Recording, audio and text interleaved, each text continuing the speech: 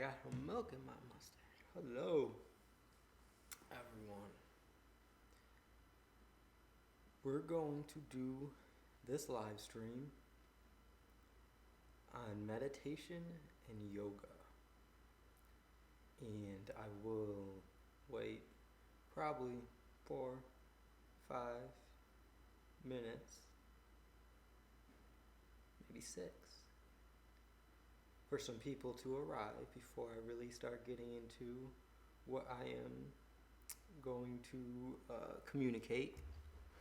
I do, as always, apologize for this terrible video quality. It'll be changing. Clean better internet is coming. Is here.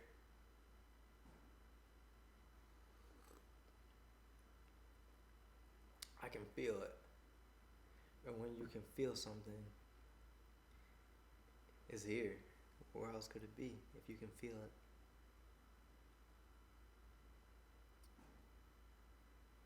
And people that are here are probably wondering why. Core, why, if you're going to talk about yoga and meditation, why are you sitting in a chair with your leg up in a position that seems very yogi meditation like? You're going to find out why.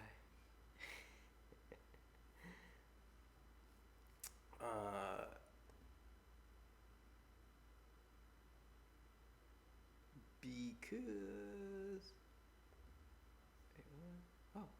interesting. Because there's many different ways to meditate, and there's actually only one way to meditate. Think of that. And the same goes for yoga. Many ways to do it, but there's really only one way to do it. Because yoga and meditation are bound together. They go together. Which is why I'm going to go over both of them and explain, quantify to everyone how they are already doing these things, how everyone is already practicing yoga, but it's not necessarily in the most desirable fashion. Howdy, DSR. Oh, the sound is low? Like real low?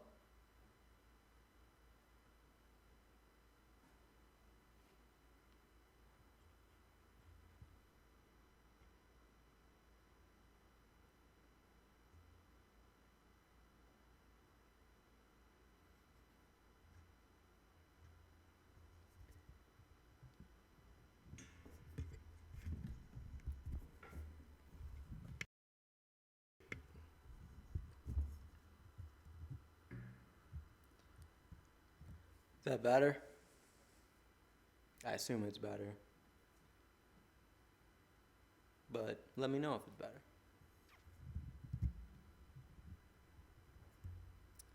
And let's...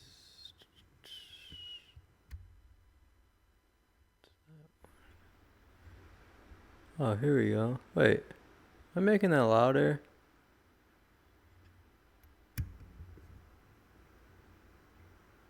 Is this louder than this? Is this quieter than this right here? Is this louder now?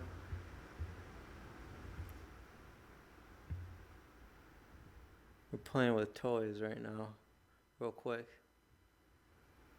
If you guys didn't realize, we're doing some meditative work right now to get things fine-tuned so that we can get into the zone correctly for this live stream.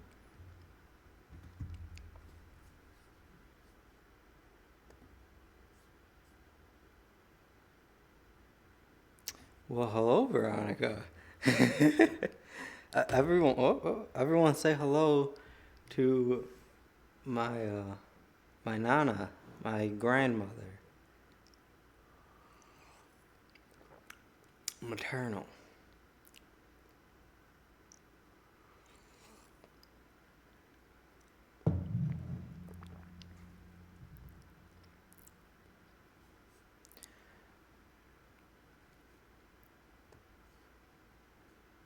We're at 5. Okay, let's talk. We've waited long enough for people to show up. Now let's talk about what everyone wants to know. The burning thing on everyone's mind right now. Yoga and meditation. What is it? What is it about? And how do I do it? How do I utilize this? Do I really need crystals to do it? Do I really need to bend like that and to get into these positions? Do I really need to sit for hours on end with my eyes closed, trying to think about nothing?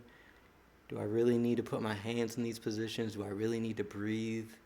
Do I really need to do all these things? Is it really going to do anything for me? Because there's a lot of stuff. There's a lot of stuff that you have to do if you want to jump into yoga or meditation as it's given to us in this society. It's a whole science. It's a whole entire industry, each of them, because they've been separated from each other when they're really bound together. When you're doing yoga, you're meditating. You have no choice, even in the way that people do yoga in classes, which is just stretching in specific positions for energy flow. Which technically that is yoga, but that's not all yoga is. But when you're doing that, you're meditating. You have to. You have to meditate when you're doing that. Because otherwise it would be completely useless, and you would be utilizing energy. You'd be burning your energy, but not actually getting much out of it.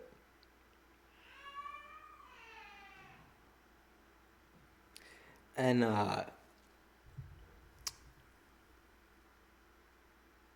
there's really a much simpler way to explain meditation and yoga than the ways that we are taught in this society, this industry, corporate driven system that we choose to participate in.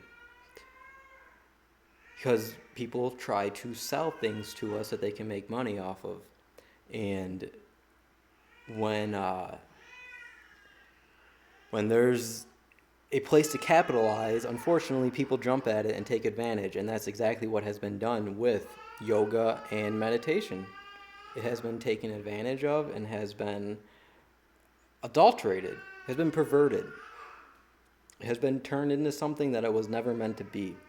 Just like most things that end up a major industry with a bunch of corporate entities that are a part of it, they usually turn into a capitalistic, cultured industry that is trying to find how to get the most money out of the things that it offers, which would be yoga and meditation. So how can you get the most money out of that?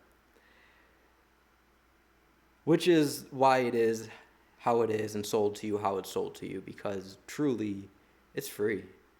Yoga and meditation was created to assist in getting people that felt they had nothing to know that they have everything.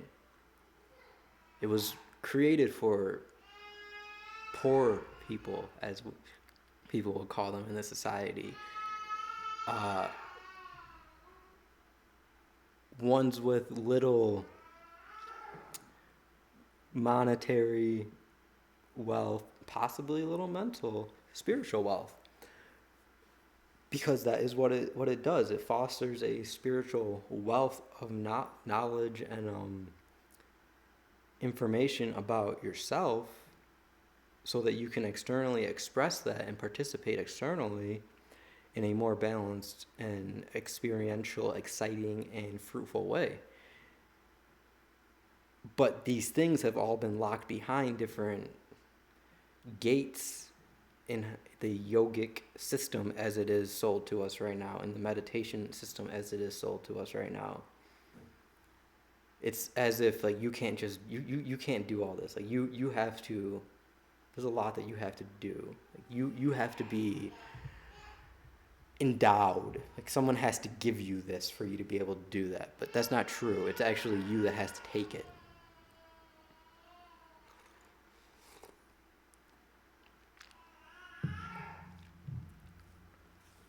And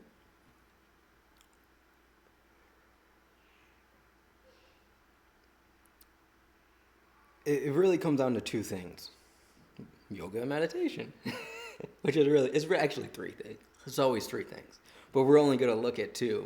We can. I'll leave you to figure out the third thing. Uh, so let's look at yoga. What is yoga? Yoga is movement. It is the yoke. The yoke.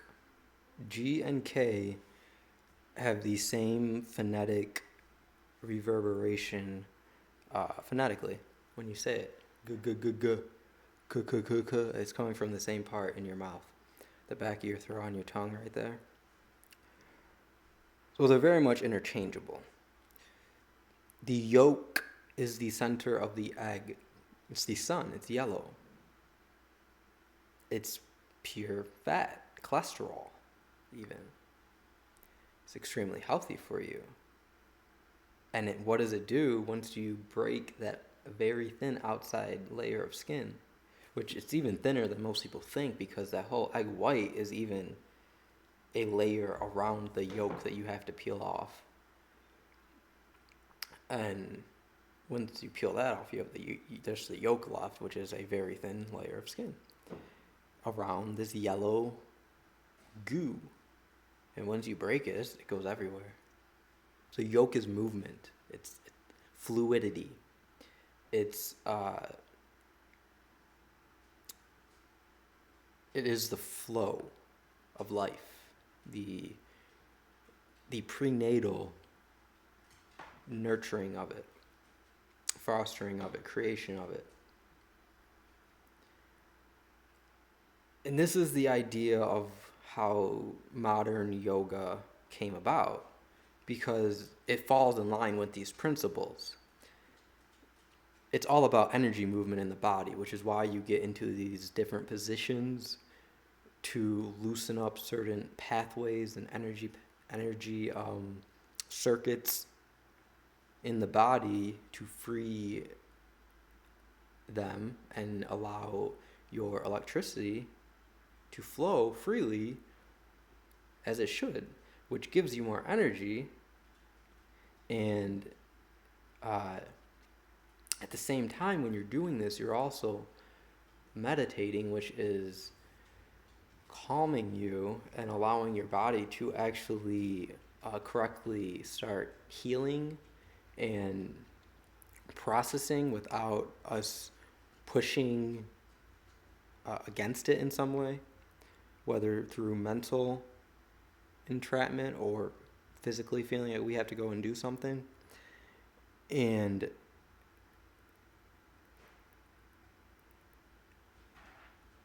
it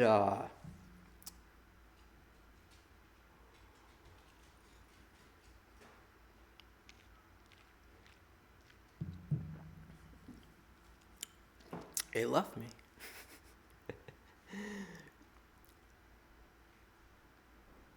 So you don't feel like you have to go and do something when you're in a yoga class, because you're zoned in, you're in the class, this is the environment you're in, everyone's doing it, there's someone you're following, you're into it, you're paying for it. So you're into it, you're doing it. And people feel good afterwards. You should.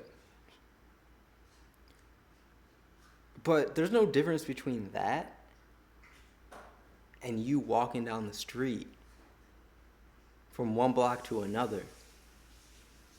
It's the same thing. It's just how we're looking at it. It's how we're utilizing it and how conscious we are. We look at walking down the street just one block. It's just what? Maybe a few hundred feet?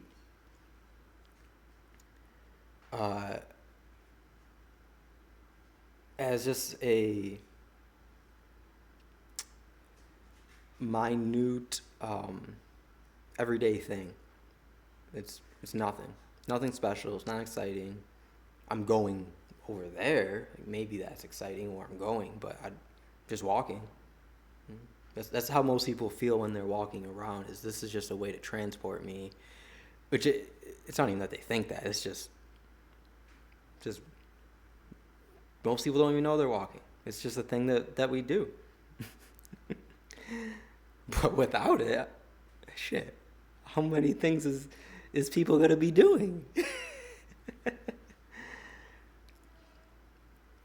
And if we change how we look at this, though, if we change how we look at walking, if we change how we look at the different intricate practices that we do each and every day, we change what we see as yoga. Because that is yoga. It absolutely is. You are moving your body in motion in a specific rhythm to a specific beat or vibration or frequency, whatever it may be, whether you're aware of it or not. It's occurring. We are moving with our environment. We are moving with the flow of where we are, where we're going, what we're doing, who we are. And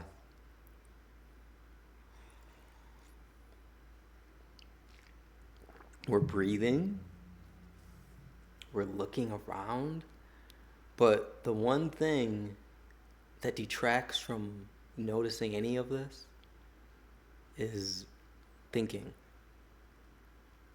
There's too much thinking going on when we're out and about. Instead of being more engulfed into our environment, where they're looking at phones, devices, electronics, thinking, looking at advertising, signs, billboards, all kinds of different things, street signs, street lights, cars, all these physical objects, and thinking about them. Because we're looking at them as these words, putting them in boxes. Oh, look at that car, look at that car. Oh, there's a ride, there's a blue bird. Oh, look, you can get 2 Big Macs for $2.99 at McDonald's. Oh, let's go. Oh, look, there's a new restaurant that opened over there. This is just getting lost in your environment, which is fun. There's nothing wrong with that.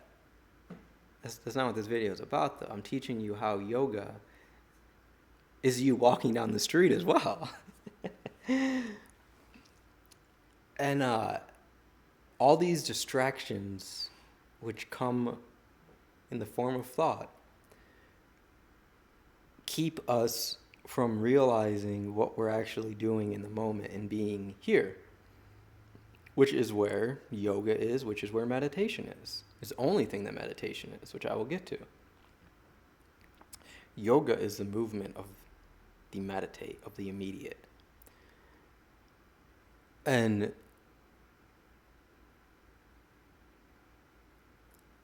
when we can consciously focus on what we are actually doing in our environment, when we are walking down the street, we can walk and chew bubblegum at the same time and know it's yoga.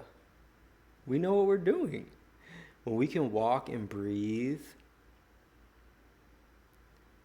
consciously and observe without having thoughts about it, because that's the idea of meditation, is you just let things go by.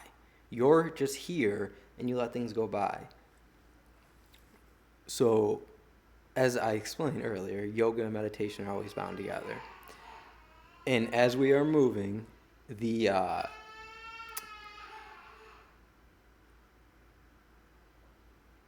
in the yogic practice, the movement practice of the immediate.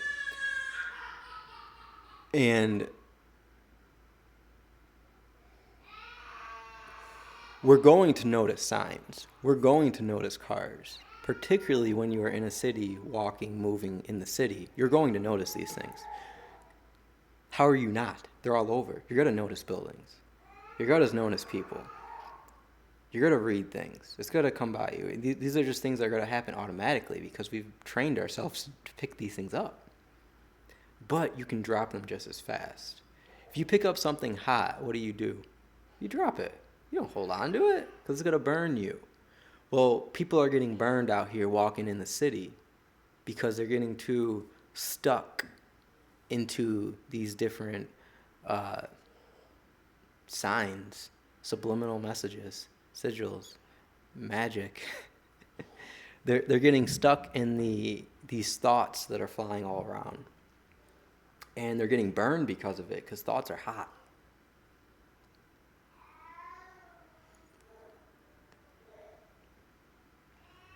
Thoughts are hot.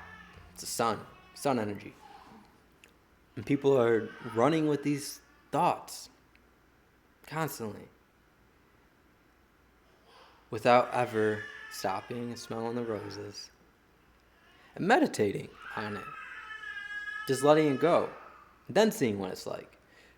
Because when you're always critically looking at something, you're never going to have the full image of what it is. You have to look at it and then actually leave it and forget about it. Like if you stare at a light, you're never going to actually know what that light looks like. You have to stare at the light, turn the light off, and then look at the wall, and you'll see many different things that you wouldn't have seen if you just stared at the light on. Because there's always more to be done than just staring at the object. There's always more sides to it. There's always more ways to examine and more ways to do it. And it's no different with yoga and meditation. There's actually many, many, many, many more ways to do it than we're given. Which is why I'm sitting here in this chair meditating. Right now. This is my immediate area. This is what I am doing. I am reverberating messages into the ether.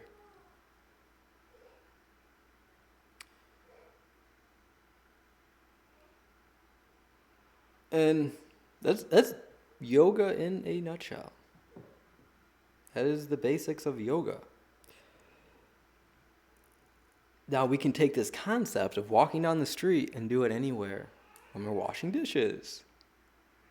We're doing yoga and meditation. Because it's always the two things. So let me get into meditation now so that you can combine these ideas and actually have a holistic view of it instead of splitting the two and getting lost. Getting lost in the sauce. So meditation is meditate.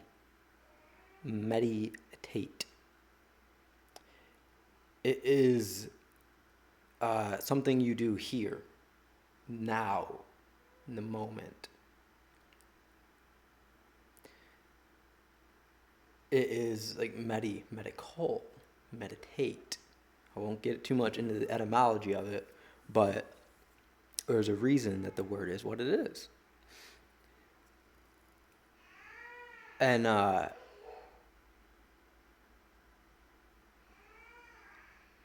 it is basically a healing and a grounding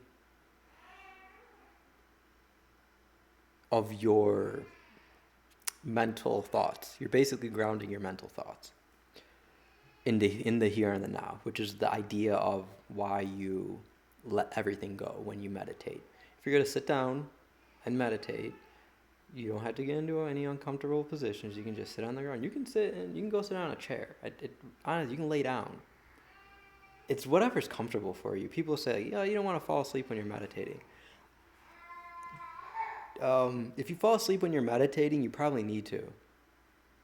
Because your body is saying at that point, you really need to heal. So we're just going to knock you out and get you into a state that we can actually do even more work, because you're just not quite there with your breath work yet to be able to get me, when I say me, the body, into a wave where I can heal efficiently and you're still consciously available. So you go to sleep. Because the body knows when you get into a certain place when you're meditating, if you fall asleep, you're supposed to fall asleep. That's why you go where you're comfortable when you're just getting into this stuff. You don't need to try to get into anything crazy. You can if you want, but it's only going to make it more uncomfortable and harder for you immediate, which isn't the point of meditation. It's to make things easier, to release stress, because thoughts are stressful. Ideas are stressful. It's electricity. It can shock you if you're doing this and you don't ground it efficiently.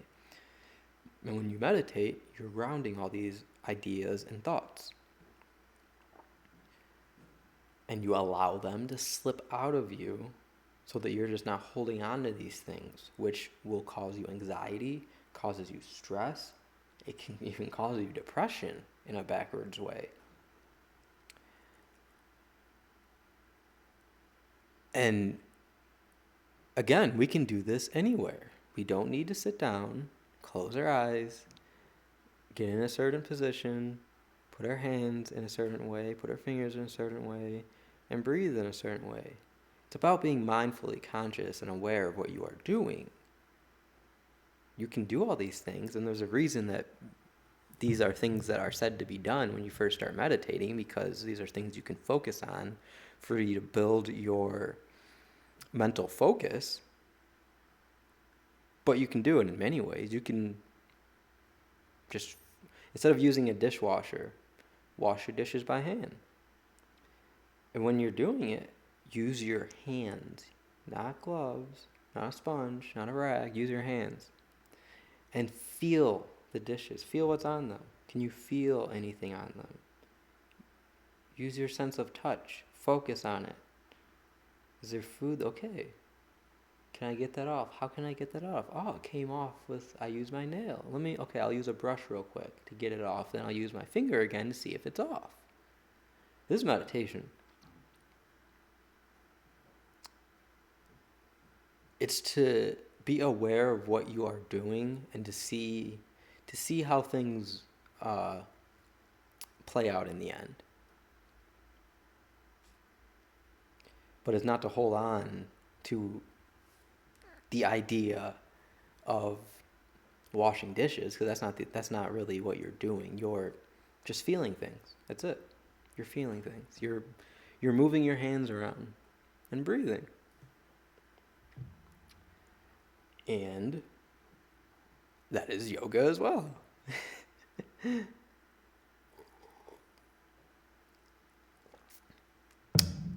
I missed my mouth a little on that one.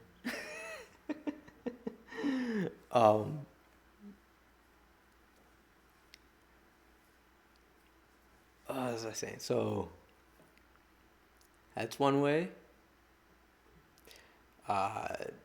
When you're doing any type of repetitive task, you can easily meditate while doing it, because it takes little to no thought to do. And anything that takes little to no thought to do, which can be anything, it's just how attuned are you at doing it, which is why it's easier to do with things that you have done before.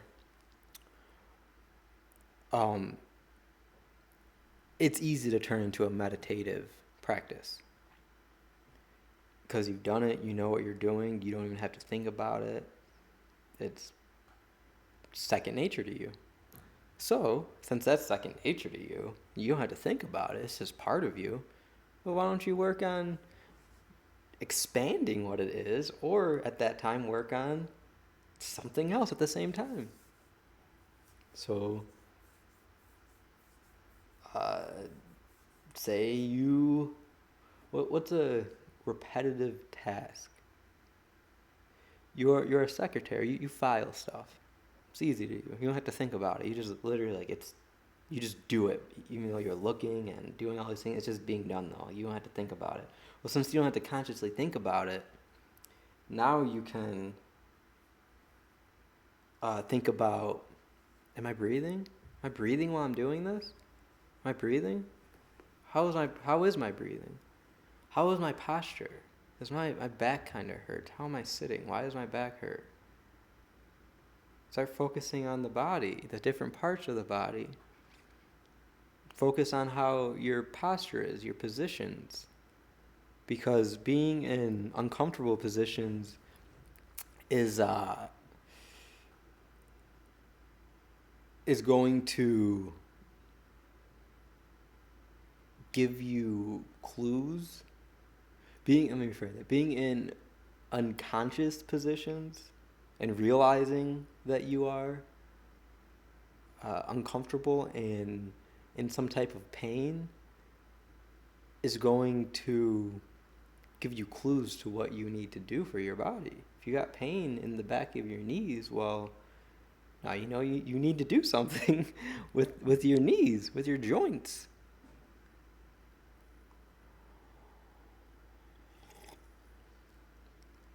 Which there are many different things that can be done. There's many different yoga poses that can even be done for that. Many different stretches, many different ways to get energy flowing, because that's what it comes down to when there's bodily pain. Stuck energy.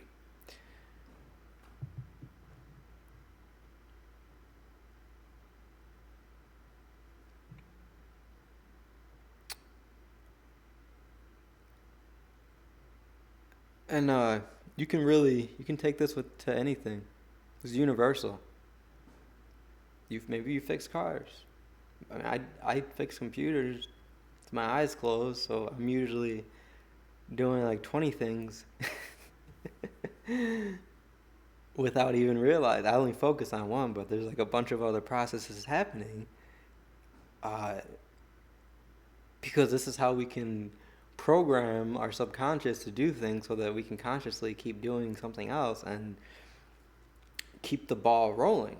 This is how we combine the yoga and meditation to really create a universal, holistic, balanced existence for us to thrive in.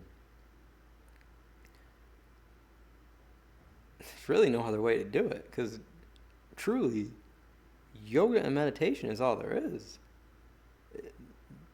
Yes, I'm talking about these two constructs, these two words, but it's not really. This is all. Yoga is the movement. Meditation is it. It's here. It's the stagnation.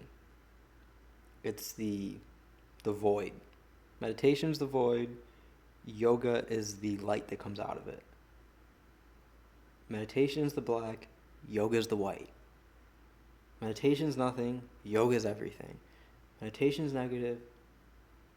Yoga is positive. Meditation's bad. Yoga is good. You see? It's the same as everything. It's always been the same. Nothing has changed. We're still working with 2 things plus 1. Or 2 things plus. How about that? We're still working with 2 plus.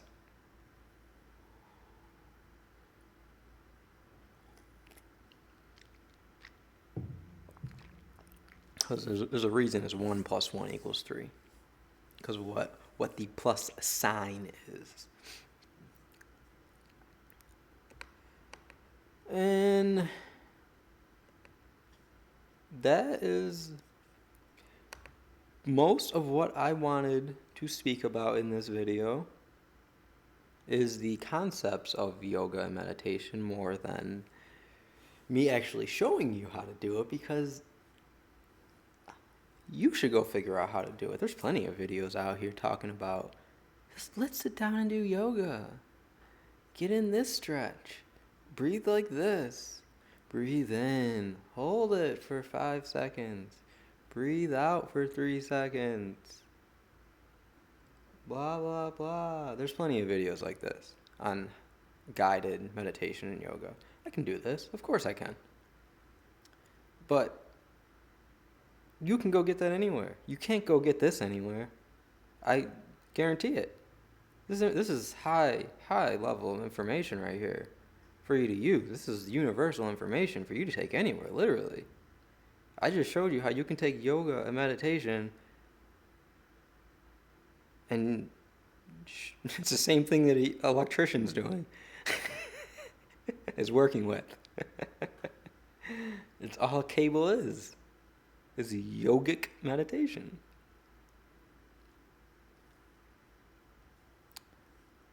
So let me see what everyone's saying in this chat here. Maybe if I got any questions or anything, I'll answer them. If anyone has any questions, go and throw them in the chat. I'll answer them. Got anything to add? Anything I was unclear of? Anything you want me to elaborate on? Maybe you just have something random you want to ask me. Go right ahead. It doesn't matter what it is. I'll answer it. We can get in a little Q&A here, have a little fun. Make sure at this point, I mean, if you've been here this long, go ahead and like my video. Give me that thumbs up. Subscribe to this channel's or this stream's channel, and turn on your notifications. Why? I mean, who wouldn't want to see videos like this? I know I would if I wasn't the one making them. I still watch them because I get information out of my own videos. I absolutely do. I come up with new ideas and thoughts for my own videos. Because meditation, that's what I was just saying. Just because it's something that you've done so many times that you just do it. When I make a video, I can have either absolutely no idea what I'm going to talk about, or I can just know like a few words of what maybe I'm going to get into. And I just start making video, and there's this huge expanse of what comes out. Because this is meditative for me. This is meditation. It truly is. This is one of the reasons why I make videos. It's very calming for me. It's very energizing for me. Every time I get up, after I get off live stream, I'm amped. I'm ready to go run around.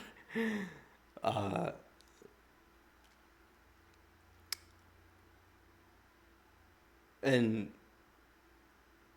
I rewatch it because I can get into the finer details of what I said, which I didn't even know I was going to say, and expand on it in other ways that I didn't in the course of the video. And this is no different than you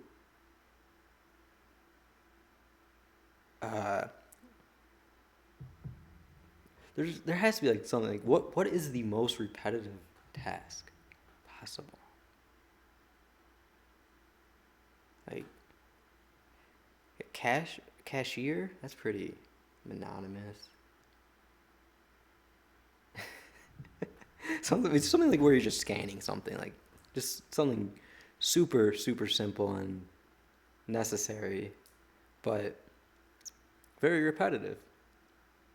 Cashier's a good one, actually, because there's so much coming across your desk where you are, across you, your area, that you could expand on, but most cashiers just want to get the fuck out of there.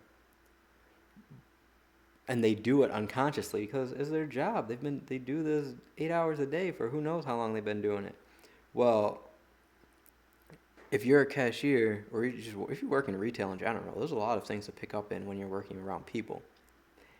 If you don't hate it, if you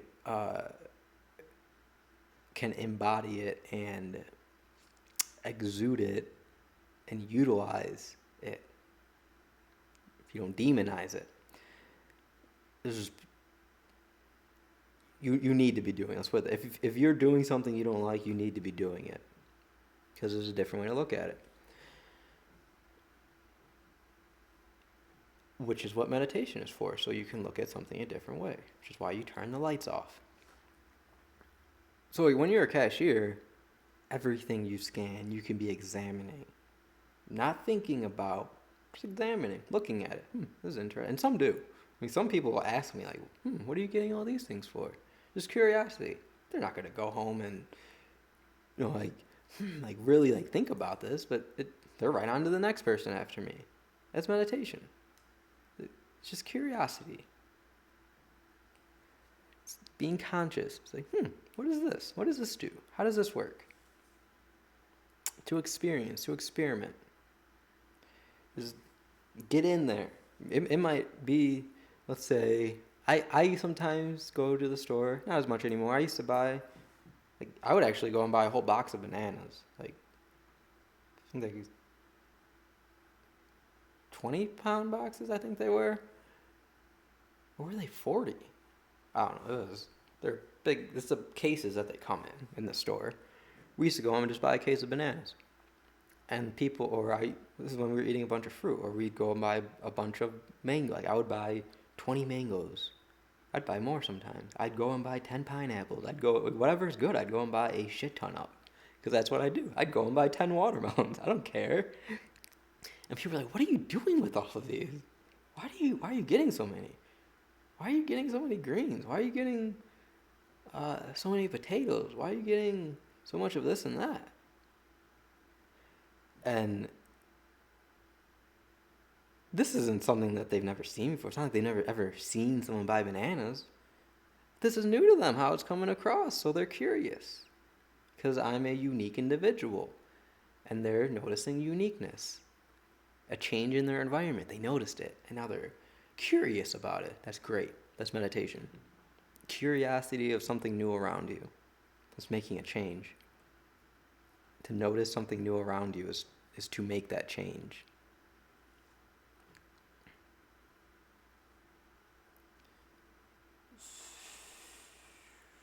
What's going on, Brandon? Do you have your notifications on? Do you get notifications when I go live? Do they even? Maybe they don't work. I don't know. I've definitely seen where mine wouldn't work before. It usually seemed to be when people would upload like too many videos at once. But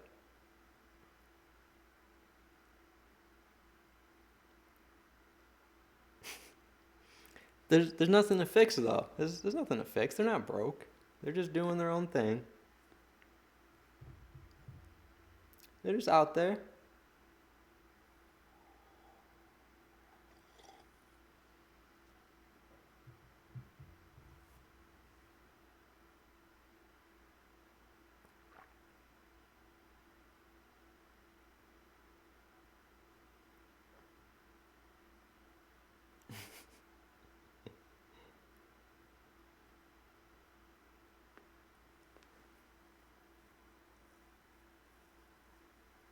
How much did I meditate before I concluded?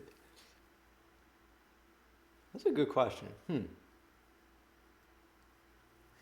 This current one right now with where I am,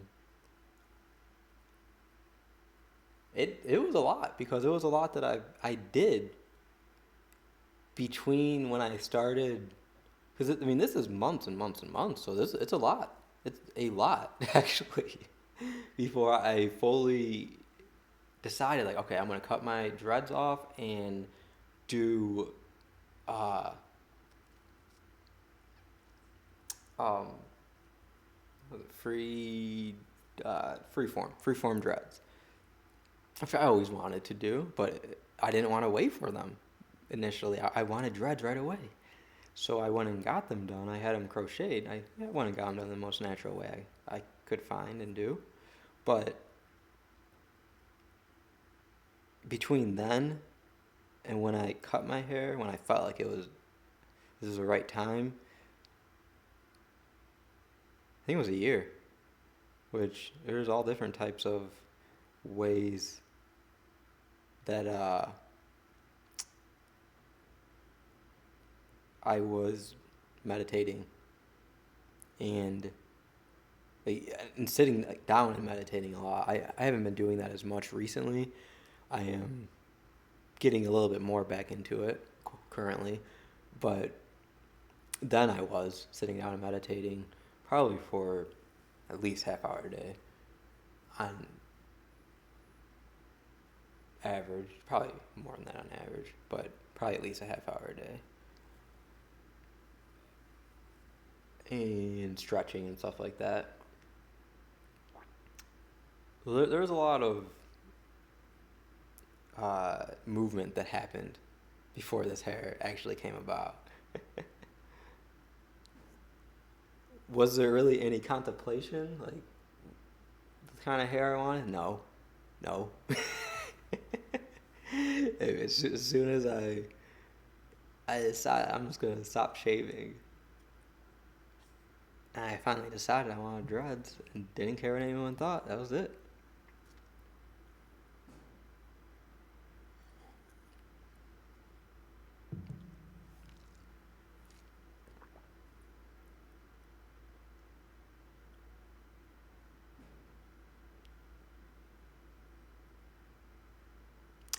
What's the difference in, I have a video. Did I upload that? I don't think, let me look at my phone real quick. I don't think that I've made it public yet.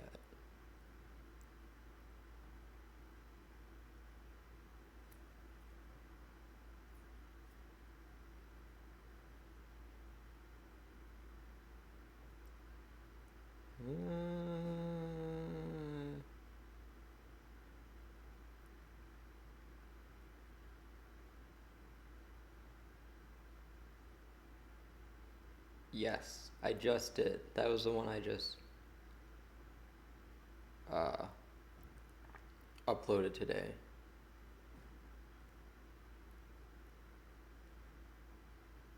Which actually, I'm gonna change these. I'm gonna change this title.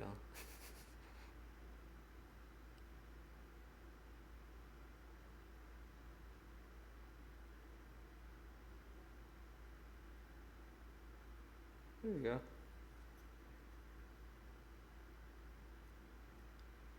Oh, I didn't put a description on it. Anyways, is that? Oh, I'm gonna post this on Instagram real quick. Why not? See what happens.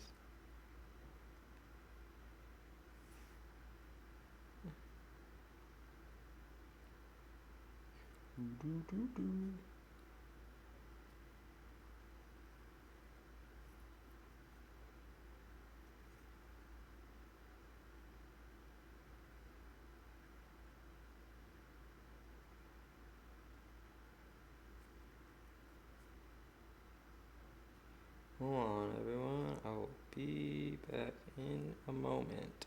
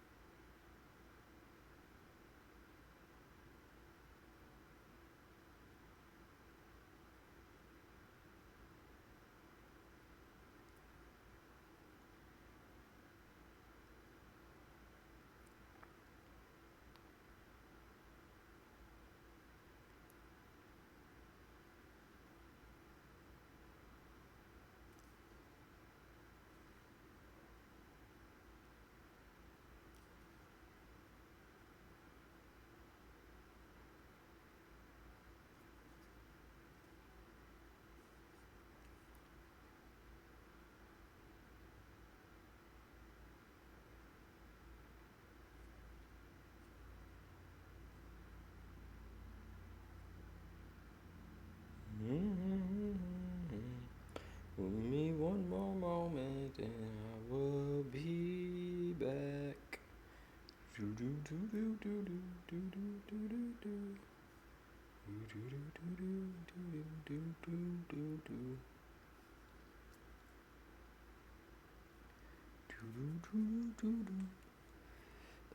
Let's see. Oh, that's right. So you asked me difference between mindful meditation and others. So mindful. You know what? This does look pink, doesn't it? That's interesting. I like it. It's like Easter in here. What's going on, YouTube? Oh, there it goes. That was weird. Huh.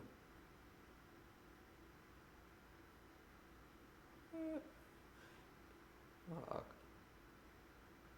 YouTube, you suck.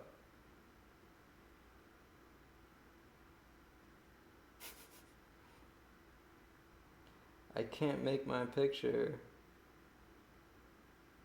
seeable more on YouTube.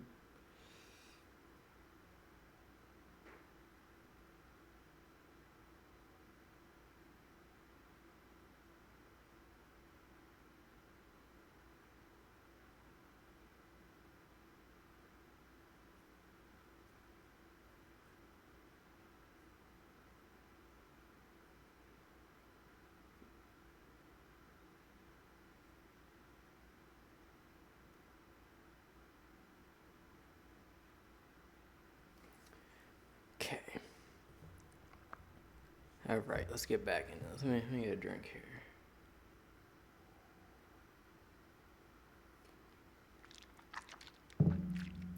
And you know what? I'll be right back. I'm gonna go turn the pot back on to warm the rest of my milk / tea up. And I'm also going to take a piss.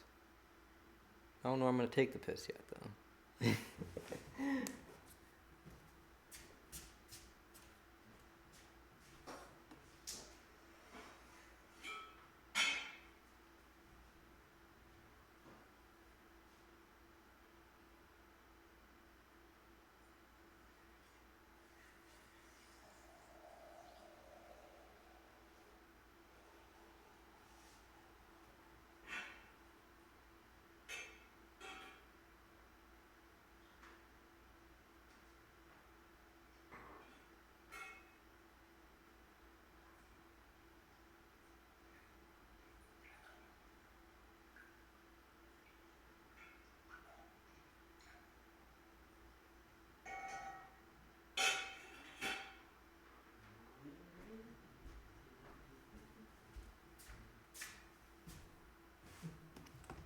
Okay.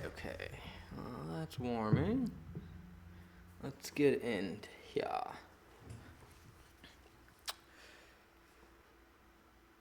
So, what is the difference?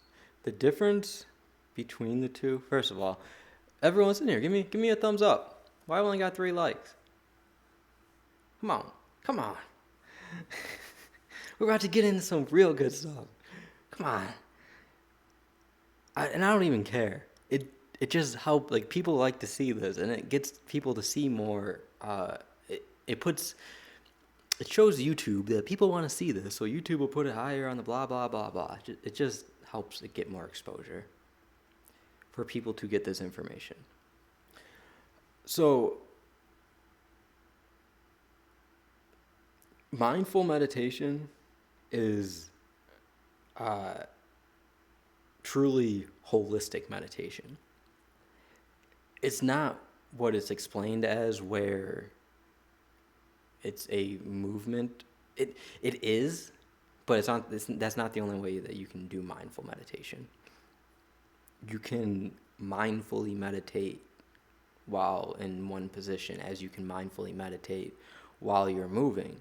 It's generally only explained as mindful meditation is being conscious as you're moving, as I explained earlier in this video, which that's just meditation and yoga in general. That's just how it is. It's just that people like to separate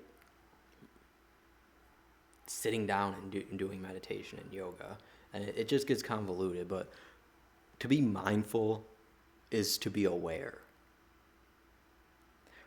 And meditation has to do with your environment. So mindful meditation is really to be aware of your environment and conscious of what's going on, and to go with the flow of it, to not allow it to push your buttons and to emotionally pull your emotional strings. For you to be content and balanced where you are in movement, and okay with whatever gets thrown your way, and you deal with it. You deal. You're the dealer. You do what you need to do. And that's all meditation. It's all. Other types of meditation? Are there others? Or are there just others that people try to sell you? Because as far as I know, there's only one way to do it. But there's many ways you can do that one thing.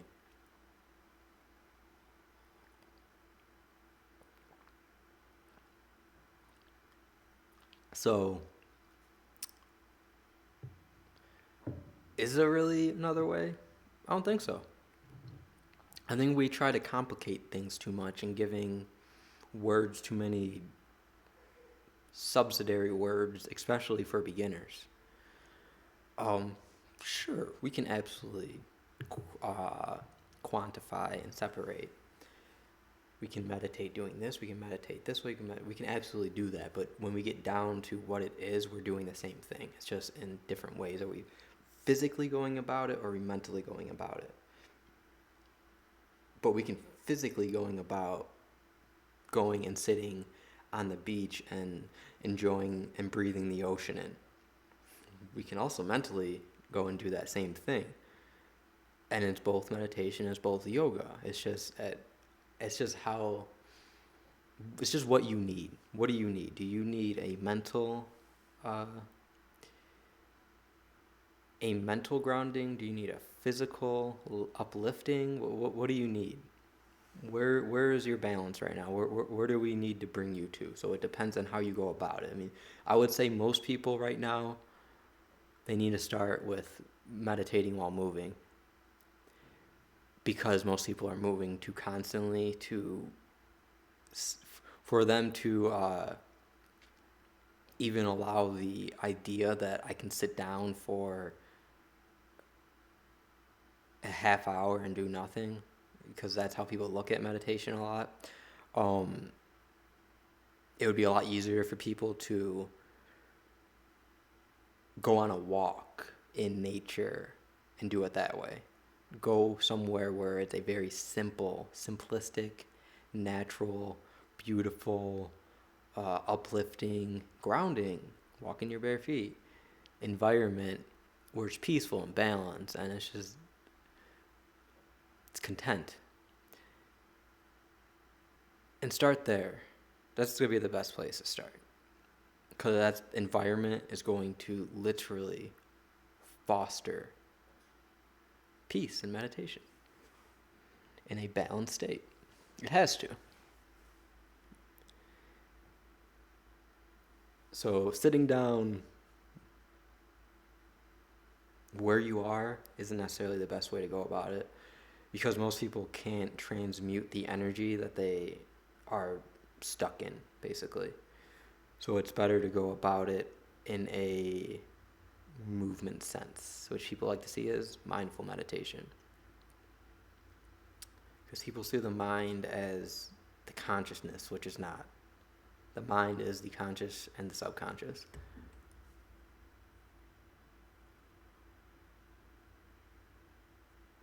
Let's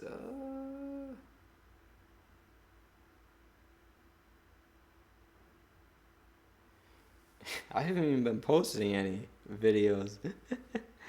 Oh, you did get a notice. That's good. I just started posting. I haven't probably posted in a month or so.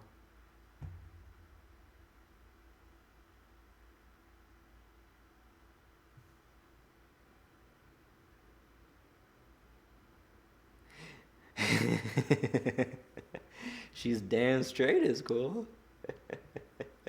Your friend's very smart and intelligent and insightful. I can tell.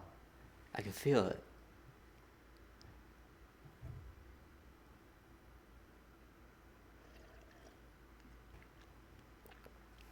I watched that. I think you sent me that video. Yeah, or on Instagram you sent me the post. Yeah, I watched it. Your hair is very long.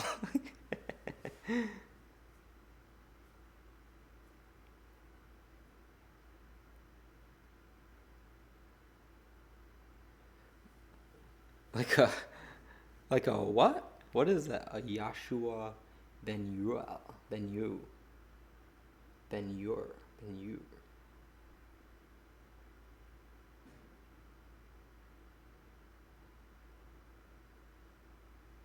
To Avalon, come along.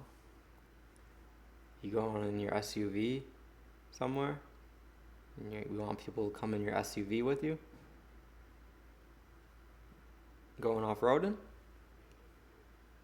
Tiger Strong enters with peace.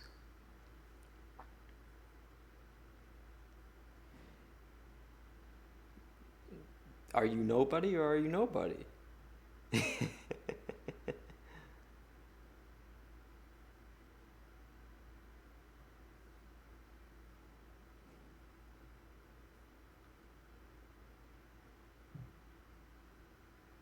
You can do origami, absolutely. That's a good one.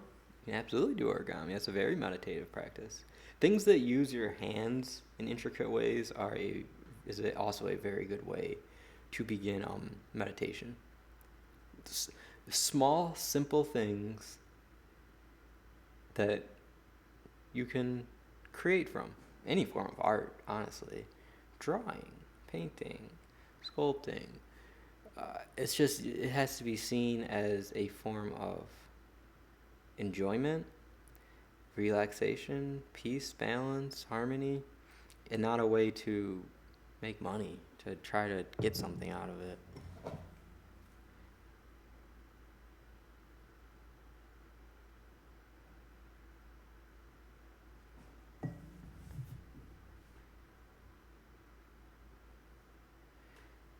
No, tiger. It does not need to be that at all. No. Meditation has to do with focusing on being aware and focusing on where you are, which when you're doing that, you are there doing that. So you focus on that and what you can focus on, which would be breathing and things that are more elusive in the physical environment, which that's why you close your eyes, because people are so asphyxiated to what is outside of them visually that you close your eyes so that you shut off that sense so that you can actually start using your other senses more and realizing what they are and realizing that they are all just one feeling actually. But this just comes with coming to a balance in general, coming to peace in general. Honestly, you don't ever have to meditate like that to come to this type of gnosis and overstanding. It will happen just when you get to a balance and peace within yourself and contentness. And you'll know when that is. But there's nothing wrong with sitting down and meditating. It is very enjoyable to participate with your mind exclusively. Astral traveling, lucid dreaming, all these type of mental practices are extremely fun and enjoyable, blissful. They're very elusive though, so it's also extremely enjoyable to do it physically. That's why we do the two things. We don't sit there and meditate on the ground forever. Eventually, which when you are meditating, when you are truly like sitting down and are in the zone meditating, you won't have any idea how long you were there. I don't care if you were there for 10 hours. You ain't gonna have the slightest idea of how long you may have been sitting there, because time doesn't exist. And I didn't say time doesn't exist when you're meditating. Time doesn't exist in general. And when you're meditating, you destroy. When you sit down and meditate, when you meditate in general, because it's about being here and now, you destroy and completely dismantle the illusion of what time is and actually fall on time, because you are time. Time has to do with meditation. When you meditate, you are time. Same word. And because your time has to do with crossing, and you're crossing your mind and grounding it and experiencing your mind. That's where you are then. So this out here, you don't know what's happening, how long it's been, whatever, anything, until you open your eyes. And now, oh wow, it's 5 hours later. Ooh, wow, everyone's sleeping. That's crazy. Like these are things that can happen. You can very easily end up in a whole new place and time if you really get into deep meditations like that, deep breath work.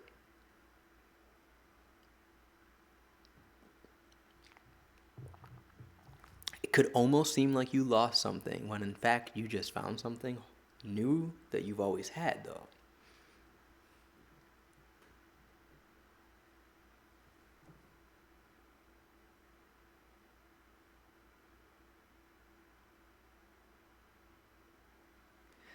There are?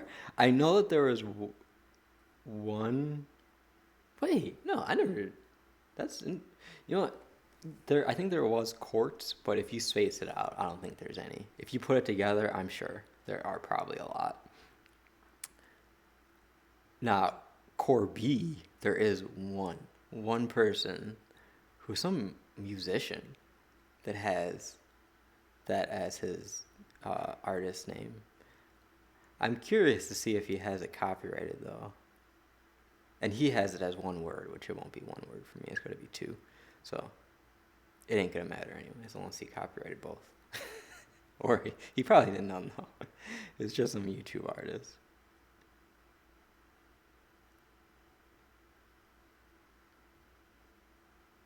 Oh, yeah? He's a gamer? Interesting. That's interesting. I changed my name on my PlayStation Network when it allowed me to, and I made it I had to make it Cortese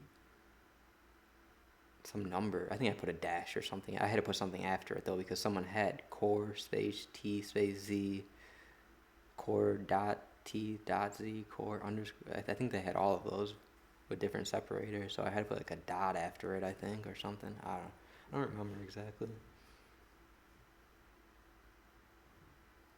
If I had better internet, I would definitely be streaming some games.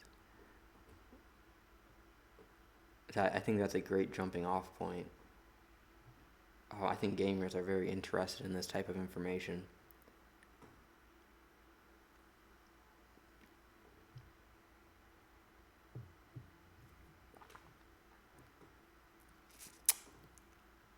Yep, that.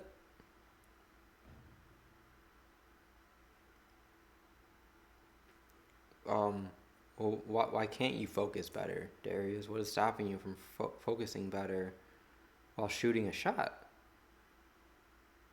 That sounds like an easy thing to do. It's just you're in the game. What are you focusing on? Let's look at that. Where is your focus then? And I doubt that that's all you want, truly though, because that's like there's that's like having 10 different bullseyes in front of you, each 10 feet farther away from the other one. So the farthest one is 100 feet from you, and you shoot at that one. You're going to the end of what you want with wanting to shoot better in a basketball game. Oh, spike cheese. I don't know if you've heard me say this before. I've actually been called Jesus. When I was in Phoenix, I worked at the Phoenix Seminary, which you probably know what that is and where that is. I wouldn't be surprised since you used to live there. And one of the guys that was in charge of it, he called me, or he said one day, like, you look like the real Jesus.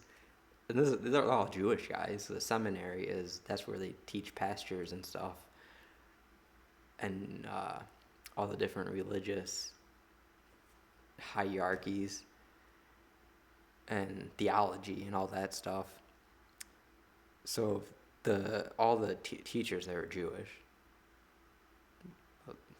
like 90% of them at least, and if not all of them. And the guy that was in charge of the finances definitely was, and he said that I look like the real Jesus, which is funny because when he said it, we were in someone's office and there was a picture on the wall of the stereotypical version of how Jesus looks. Which that is when I had dreadlocks too, and they were probably about this length. I thought that was pretty funny. Being called Jesus by a Jewish, I don't know what religious practice. I mean, I know Judaism is a religion, so I would assume that he was also practicing that religion. But I don't know for sure. No, I do. There are some symbols on his desk.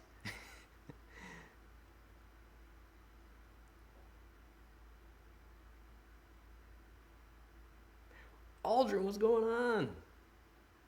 You should definitely go check out the beginning of this video. It's a really good video.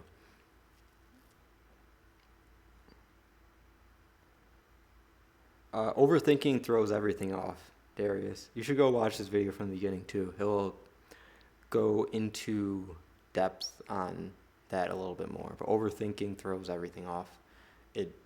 It's you can't.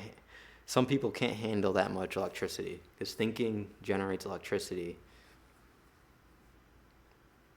or it has the potential to generate electricity. But when you potentially generate too much electricity, it has an adverse effect and will actually kill you. It'll burn you up, leave you fried.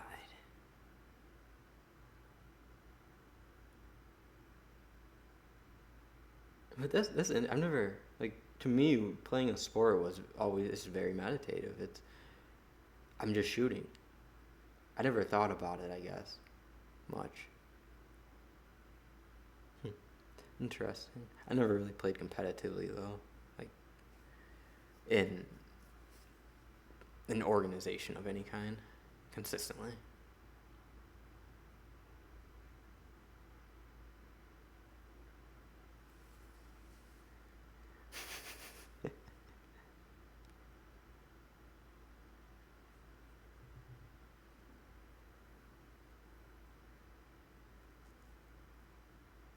Fear, which that's overthinking a lot of times. People overthink a lot because of fear.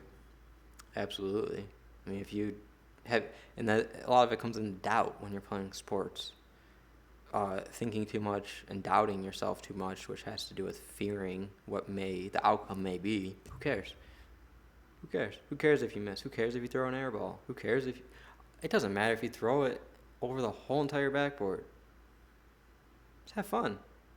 That's all it's about. If you're only having fun, if you're like out there trying to win, don't even go play. Don't go play, because you ain't gonna win. I promise you. Because that ain't how you go about playing sports. It's got to be for the love and the fun and the experience and just getting down and doing something.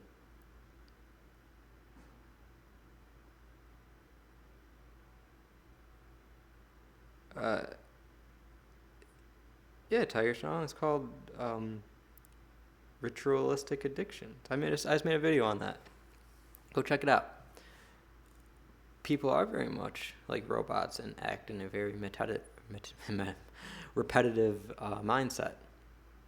Nothing wrong with that, though. I mean, really, we all act like robots. It's just, how has your robot been programmed? How has your body been programmed to behave? Most people's bodies have not been programmed by them directly, but programmed by their environment and who programs their environment. Absolutely, Aldrin. Meditation makes you glow. Just being happy or content and enjoying where you are makes you glow too. It's pretty much the same thing. Hold on, let me get my milk.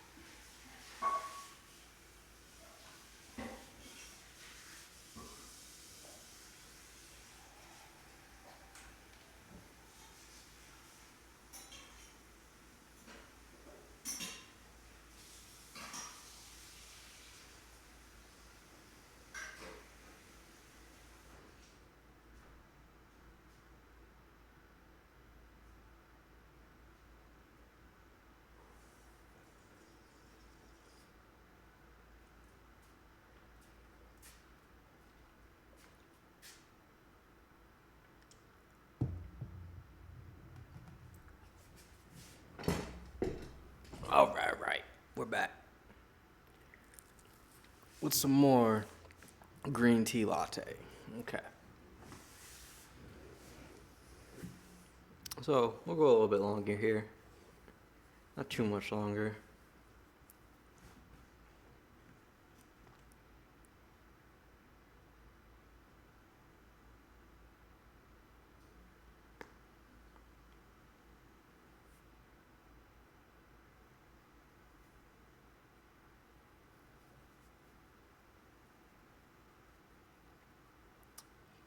Correct, Brandon. Which truly, thoughts in general bring you to the future and past. That's just what they do if you follow them. Which is not good or bad necessarily. It's just, can you get out? Can you escape the thought? Can you release it and just let it go? Because when you hold on to it, you begin to decay, because thoughts are akin to a death, because they ain't here in the physical necessarily. So like in relation to the physical, they're not here, they're dead. So if you get too caught up in thought, you ain't living, you ain't here, you ain't doing this thing. You're dead here then at that point.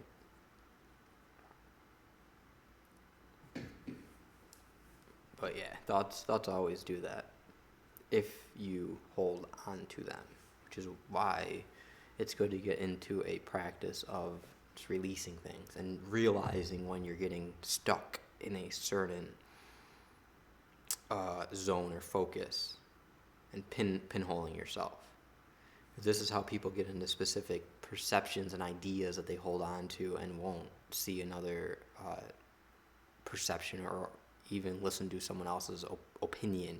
They start judging everything. They start seeing everything as so stringent and formed and hard. And this is how it has to be. Like, this chair is a chair and this is going nowhere. No. This is moving. This is moving.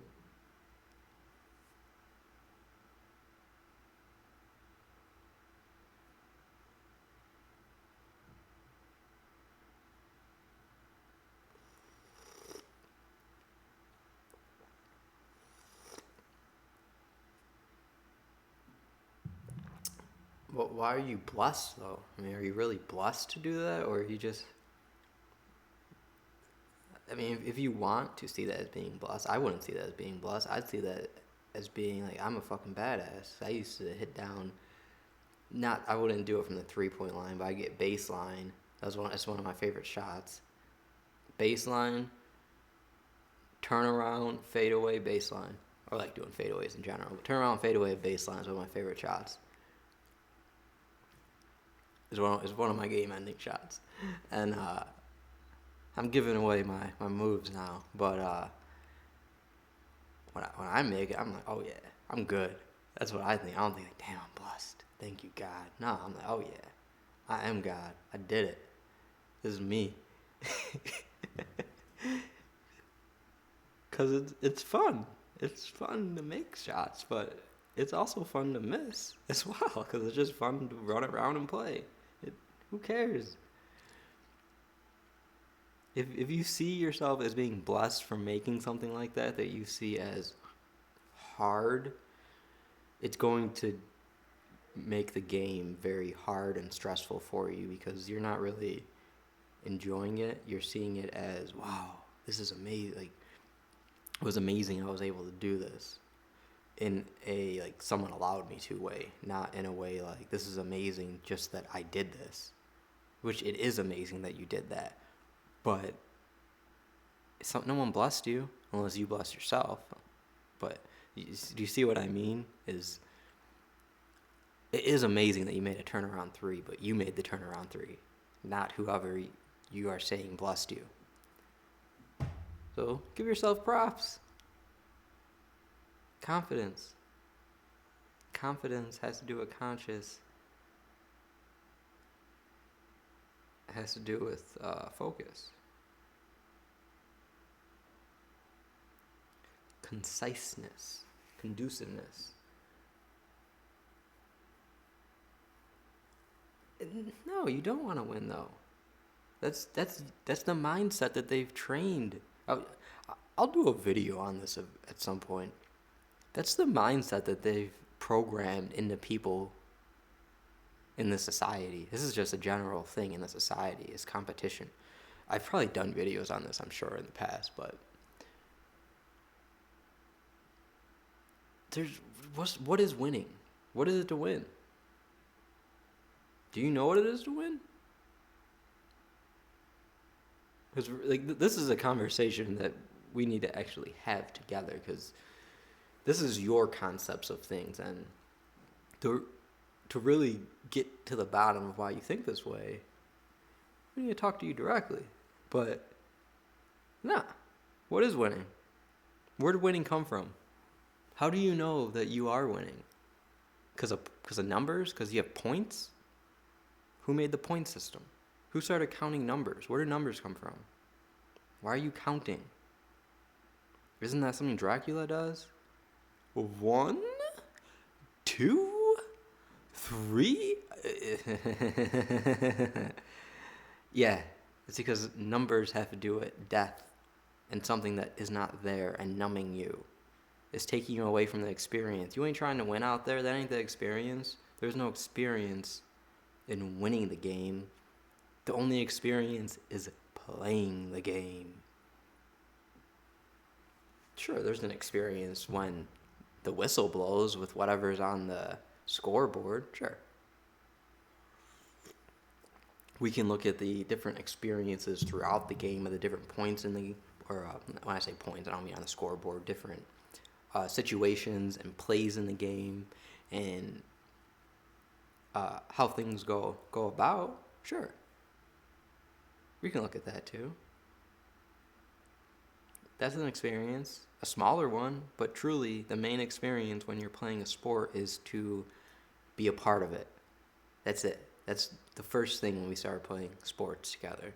It wasn't to beat someone else. We didn't even keep score. We didn't even know what score was. We didn't even have numbers. What's the point? When you see children, toddlers playing,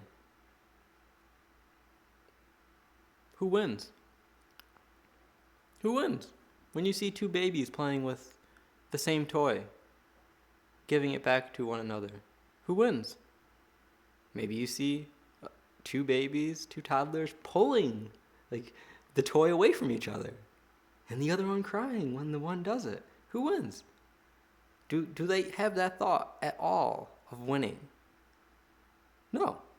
That's a concept that we have been given by the industrial system to foster competition, something that is an illusionary practice. There is no such thing as competition. It doesn't exist. The only thing you are competing against is yourself, which means there's no competition.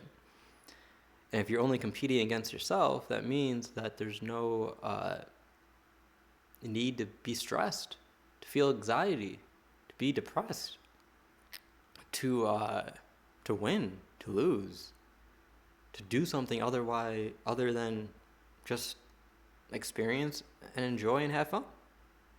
Be content. See what else you can do. Expand. Move. It ain't about winning.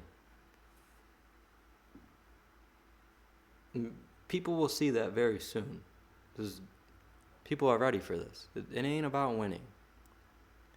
I ain't out here trying to win. If I was out here trying to win, I wouldn't be here. I wouldn't be on this live stream right now.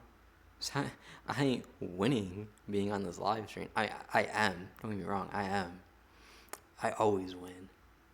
But that's just because I already won. I am one. I am it. That's what winning is. Neo. Win is one, is the number one.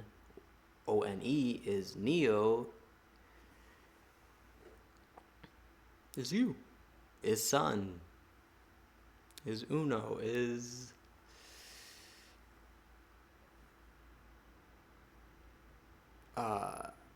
Ness. What are you doing?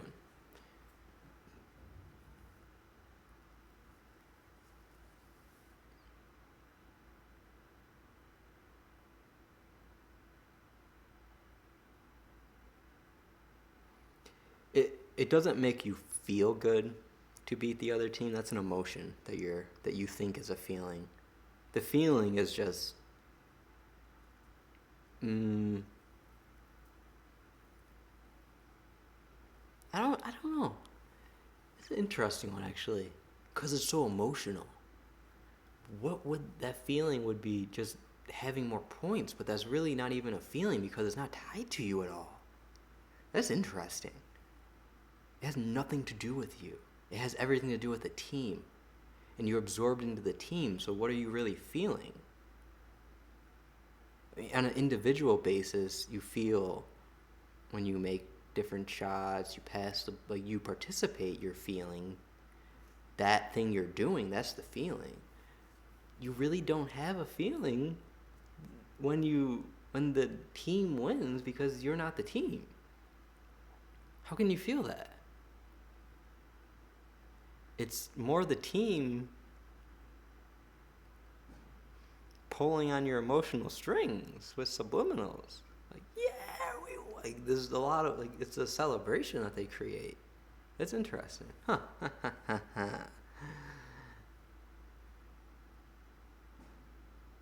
But but now let's look at it this way.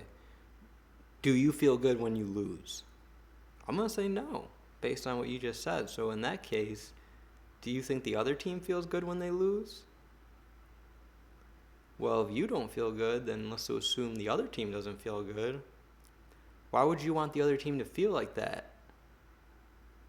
How could that make you feel good knowing that the other team and the individuals over there feel bad now and depressed and down because you won?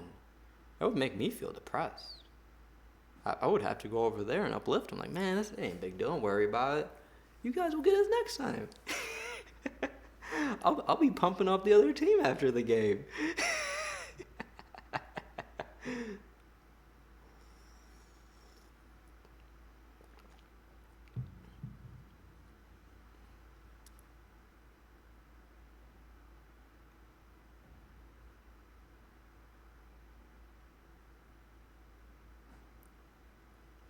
Correct. Exactly, Brandon. The idea of thought is you think of something, oh, I like this idea. All right, I'm going to do this, but either you're going to do it now or you're going to do it at some other point. So there's really no reason to, unless you're fostering and furthering that idea of how or what you're going to do in some way, there's no reason to hold on to the thought still. Let it go. Because you're not doing it yet, but you've just manifested it. Because now you know what it is, you know how you're going to do it, and it will come when the time is right, when it is here. And that's bringing it to life. That's like when you sit down and consciously meditate. This is one way to meditate, is sit down,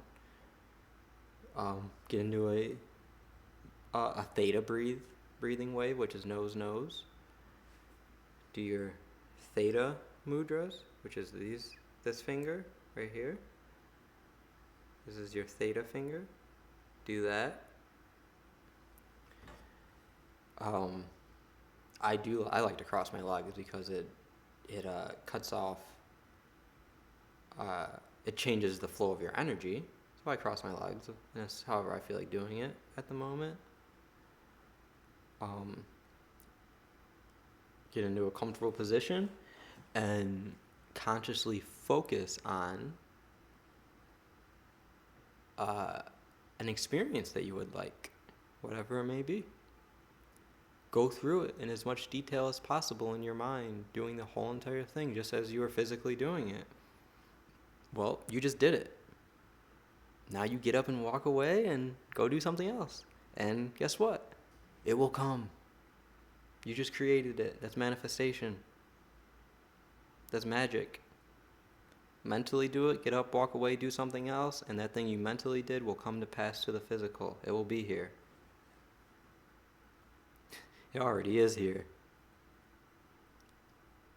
This is, are you allowing it to get to you? Because it's trying. It's trying real hard. It's trying to expedite itself to you, but how much garbage are you throwing in front of it so that it can't get to you?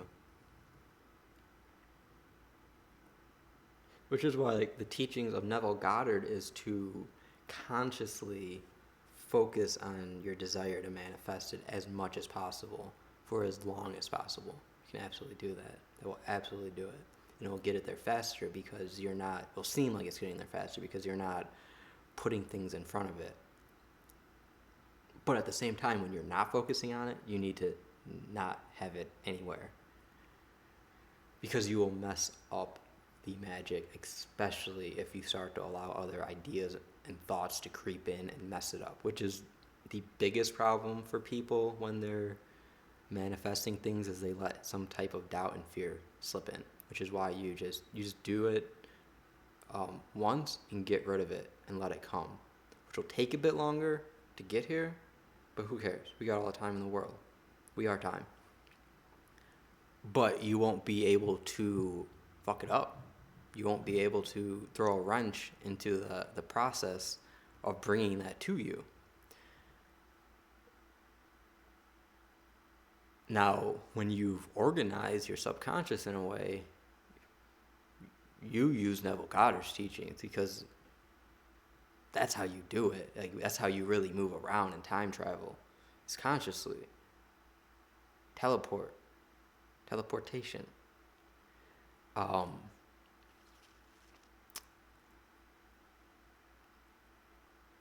That's why that's why meditation doesn't work or manifestation doesn't work for most people, though, with how they're doing it. They fuck it up. All it is magic. And people don't know much about magic and how to do magic. And why it's done in certain ways, in certain situations. So you don't mess up the machine while it's running. Hey, you plug that toaster in and put it in the water. I don't think it's gonna work anymore. If I go drop this laptop in the sink and turn the faucet on, I don't think it's gonna work anymore. That's like dumping too much thought on an idea. You're gonna drown it. You're gonna burn it out. You're just gonna mess it up. It's like I was saying in one of my other videos. On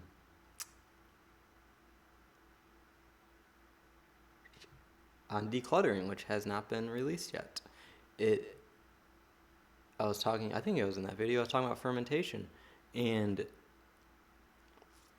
you don't want to ferment something and just leave it there for months and months without ever checking on it, especially if you're not in a sound environment and have a sound mind, because it ain't gonna be good.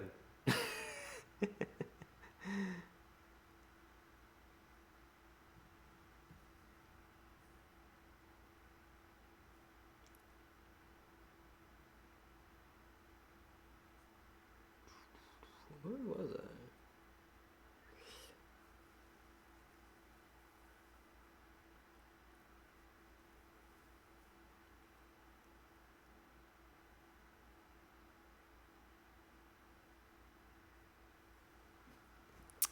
Yes, that's why you mean on the movie X-Men, Days of Future Past, because that's all there is. That's it. That's literally all there is. You got the day, here, now, the day. It's where you are. I am. Days, which is like, whoa, where am I? Am I in the future? Am I in the past? Nah, you're here. That's the days of future and past, which is where people are trapped. That's why they hate mutants. Because the mutants are here to save the day.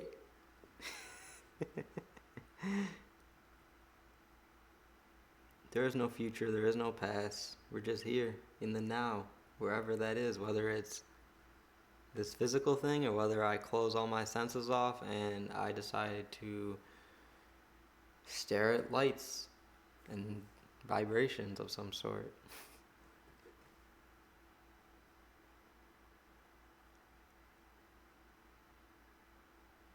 I'm not surprised that I'm confusing you.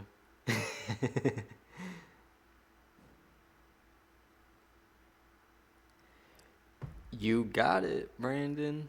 You can't do either of them, but that's the thing. You can't win either. I can't win. I don't want to win. I honestly don't know how to win. Why do I want to? But at the same time, I feel I'm always winning. I don't think anything else is possible. It's just the balance. To lose is to be off balance. Winning is the balance. To lose is to be off balance. So truly, everyone's a winner. Little League wins. Everyone else's sucks. Everyone gets a trophy. I have been playing that in my head probably every time I've said winning. Is that which is probably why you said it.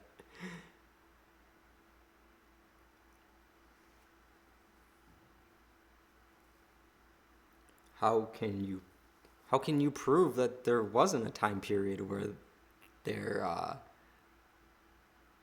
how can you prove that there was not a time period where there weren't numbers? How can you prove that there were always numbers? How can you prove that? That's crazy that you wouldn't even ask me that question. I was going to ask you another question. How the hell can you prove that there ever how the hell can you prove there are always numbers? There were always numbers, and there are always going to be numbers, when it's literally a symbol written on something. It's a scraping. You are tearing, carving, destroying to make that number in some way, shape, or form. You're harming something somehow, which I'm making it seem terrible, but that's my point. For you to make a number, you have to cause friction. There wasn't always friction like that. This isn't nothing I can prove to you, though, Darius. And I don't want to. I ain't trying to prove shit to you. I don't really care what you go do.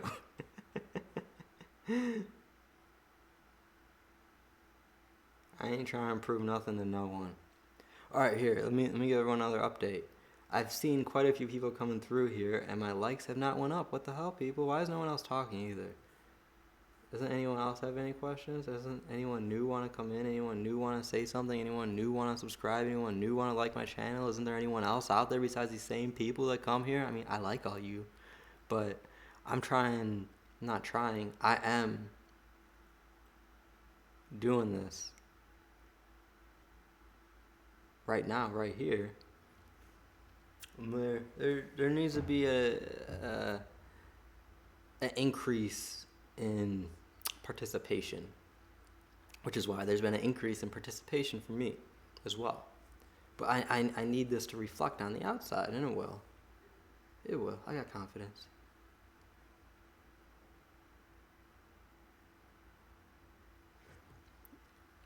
You need to lose brain cells. That's called deprogramming.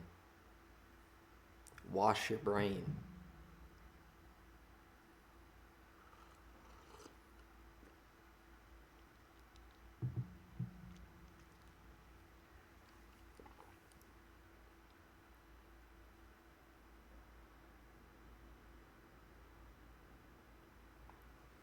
And you're correct, Brandon, except the winners are the people who own the industry.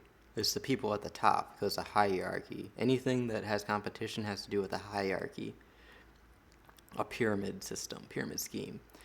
And everyone's a loser besides the people that are like at the top. At least everyone's a loser to them. I mean, there's levels to all of it, of course, but are the fans in the seats whose team won really winners? Are they really winners? They think they are. Are they really? They paid over $100 to come see a football game, and their team won. Oh my God. It's so amazing. It's just going to do everything for me. Well, I would say that they're actually very much fucking losers. Like, how much more of a loser can you get?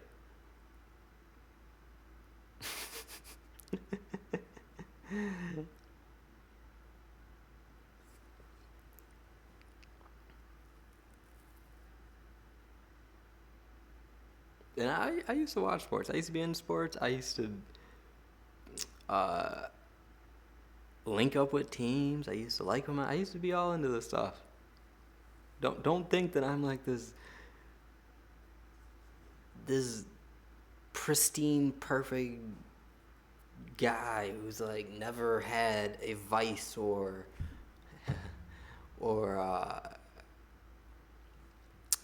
any type of damnation or fear or depression or anxiety, blah blah blah. Who's never been a loser? Here, let's get down to what winning and losing is. Winning is the balance, being in the middle, being the one, being it, and losing is anything else. So I'm always winning. And a lot of people are always losing because they're always judging and trying to place blame on others and running around doing the same exact things they're complaining about.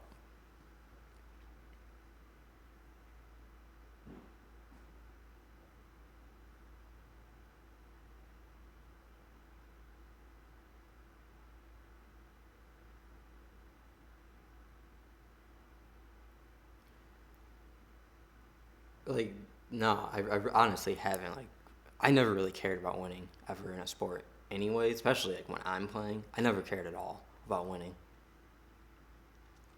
I didn't, it's not like I hated winning. I'm not saying that, but it wasn't a big deal to me. I like to keep playing though. That, I will say that. So I did like to win because I like to keep playing because that's how we would play. We would play pickup games, and depending what we were playing, where I was, there may have been only 1, 2 courts. So you lose, you ain't playing again for a little bit. So in that sense, I will say I enjoyed when I won because I actually wanted to keep playing. I could care less about winning though.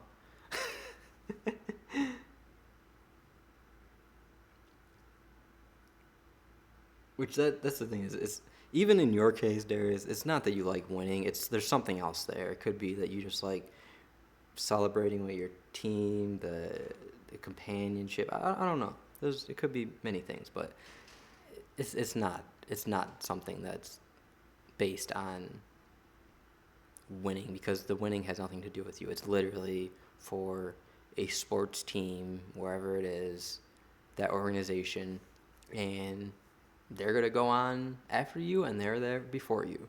So the win is for them, not for you. There may be something else there that you're enjoying, that you're linking to the win.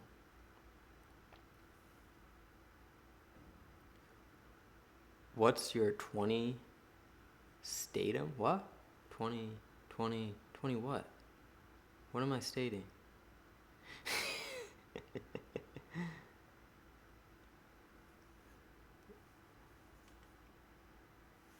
I just hate Then why do you watch them?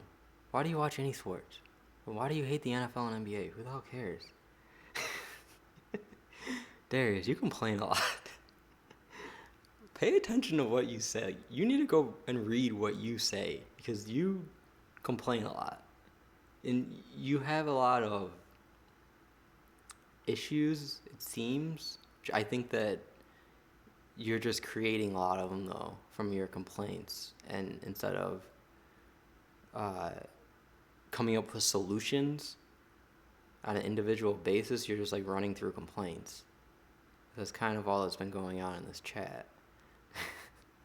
Because I can tell you right now, you're probably going to get almost nothing out of what I said to you because you're going too fast. You need to slow down. There's no way that you're going to be able to absorb this information at the pace that you're going at how grounded you are. Just not very much.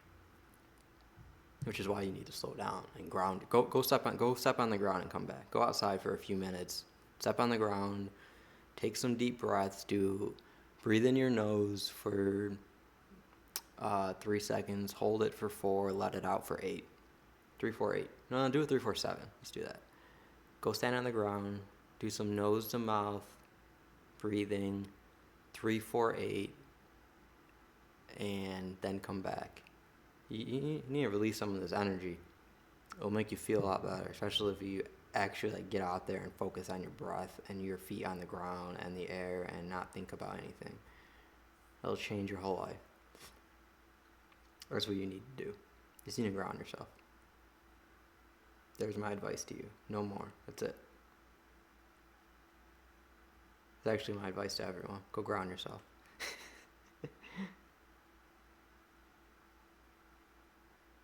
Yep. It's all one. It's all individuals.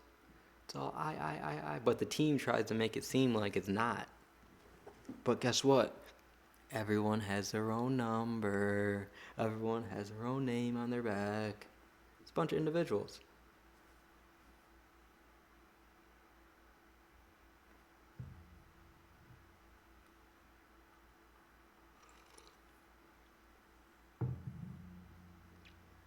That is absolutely hilarious. You just said that, Brandon, about everything being ones. And if you count anything, it's all just a bunch of ones of them. They're all single items. Like if you have a bunch of bananas, you really just have 5 or 6 bananas. And at that point, then we actually have one banana, one banana, one banana, one banana, one banana. There's gonna be a video I'm gonna make on this though, and that idea, and taking that idea, and actually breaking that out and completely changing how you see your environment, because that's exactly it. People look at 5 plus 1 and they see 6, but it's actually. Does anyone know? Does anyone know? Does anyone know? 5 plus 1? You know what it is?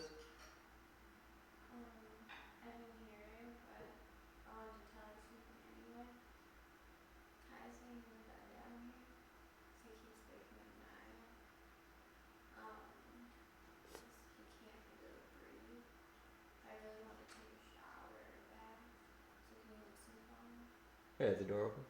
Yeah. Yeah. I have him propped up. Okay.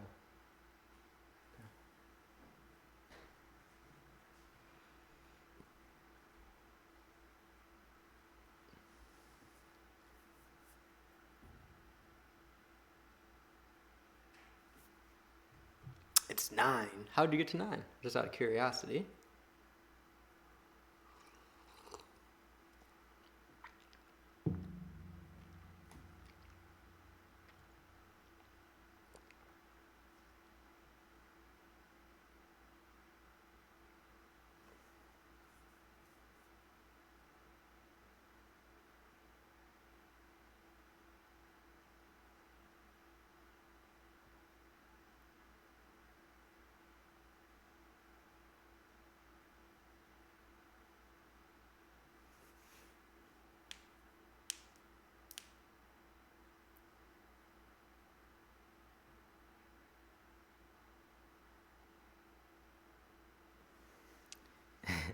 I can explain that in a whole different way, Brandon, which is the beauty of this thing we're doing.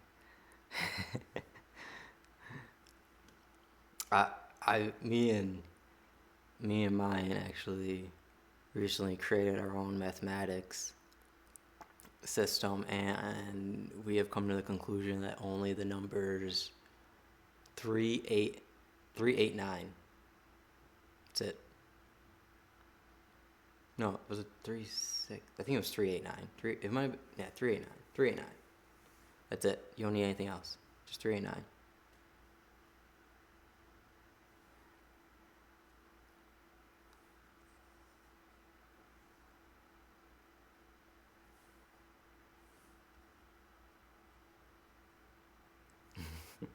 Seven does look like a 1, doesn't it?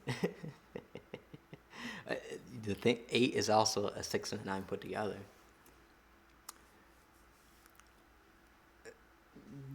That's gonna be hard for me to elaborate because that was a couple of weeks ago that we were going through this, and I was in a ridiculously high mental place. Well, we both were. We were just going back and forth.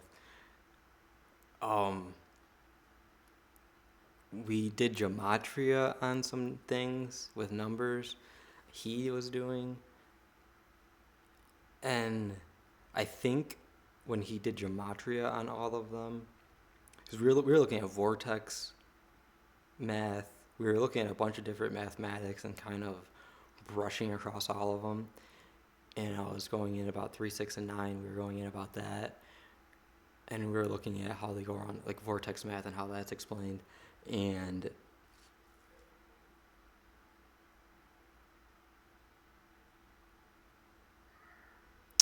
hold on a sec, Kai's up.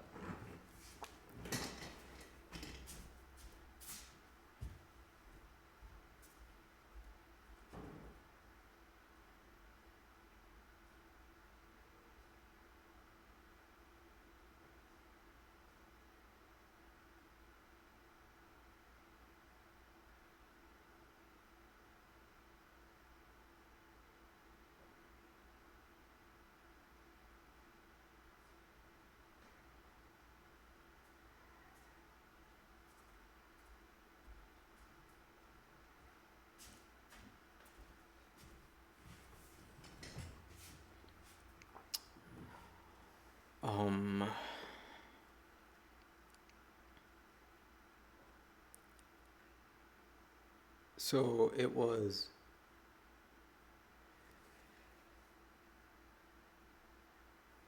I want to say, we went into it in so many different angles. That when he was doing gematria, he was actually going through and doing gematria on doing numerology more so on the spelling of 1 through 9, and I want to say that those were the only numbers that did not have one of those words that equaled to them. But it also made sense with what else we were doing and talking about with the numbers, with what they represent. Because, like, look at this. 6 is a seat. It's like a G. You sit in it. It's the carriage on the Ferris wheel, which then we got into Ferris Bueller. It was a fun conversation because that lined up with it very much so. We're basically looking at everything and pointing out the threes. Like, we were just tearing everything apart. We were like, oh, there's three. And then we started singing songs, old rap songs, and pointing out how, oh, this is everything. Like, from the window to the wall. You get that? The window to the wall. It's everything. There's nothing else.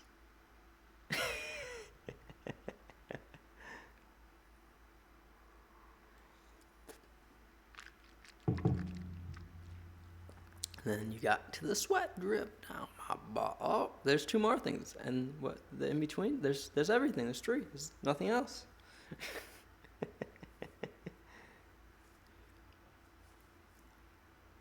And then what was another one? We were going through a lot of the southern rap from like a decade ago. Lil Jon, Snap Your Fingers, Do You Step? You can do it all by yourself. Let me see you do it. Guess what he just said? He just told you can do this all on your own. You don't need anyone. Snap your fingers. Now move. Because what does snapping your fingers do? I'm here. You know you're here. You hear it. That's why you snap your fingers. The noise. You hear it. You know you're here now. It's meditation. The immediate. Okay, here I am. I know where I am. Then you do your step, your yoga. How are you stepping? What's your walk? What's your pimp walk? How are you moving? What's your lean? What's in your cup? What you doing? How you walking? That's why Lil Jon A crazy ass magician.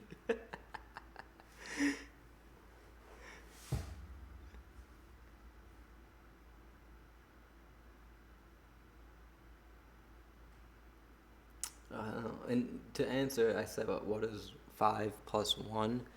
The answer is 11. And it's 11 because it's actually 5 plus 1. So it's actually 1 plus 1 plus 1 plus 1 plus 1 plus 1. Add all those integers up, it's 11. Because you break this out into all 1 plus 1 plus 1. That's all everything is. Which really, those pluses are zeros. It's a crossing. But what did we do? X marks the spot. We put a cross on the hole so we can walk across it. It's a bridge. It's a transitioning point. There's really a zero there, but we crossed it. We put a plus there. Or a division sign, which is still the same thing, or a multiplication sign, any of it. It's all a crossing point.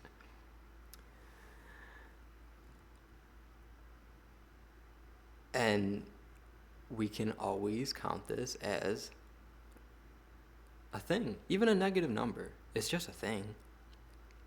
It doesn't matter that it's negative. It doesn't subtract from anything. It still adds.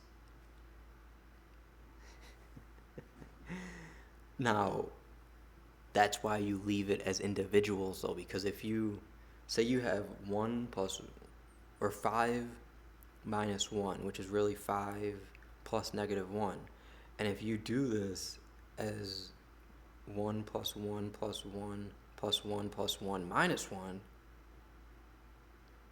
you're going to end up with and if you take that n, that minus 1, and subtract it out, you're going to end up with 8. No, which still wouldn't work. Scratch that. You would still end up with 11. This is what I was going to say. You would still end up with 11 because you got 11 integers. But there's a negative in there. There's a minus sign. So you should always look at things as individuals because that is an individual, and that minus sign is going to have a different type of transitioning to that 1 than that plus sign. And depending on how those signs go in between the ones is going to change the flow of the circuit and where it goes. And then if you look at this on a macro scale with everything,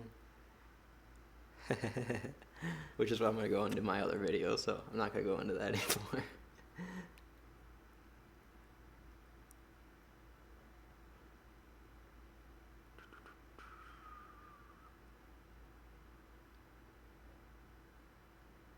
No one said you did.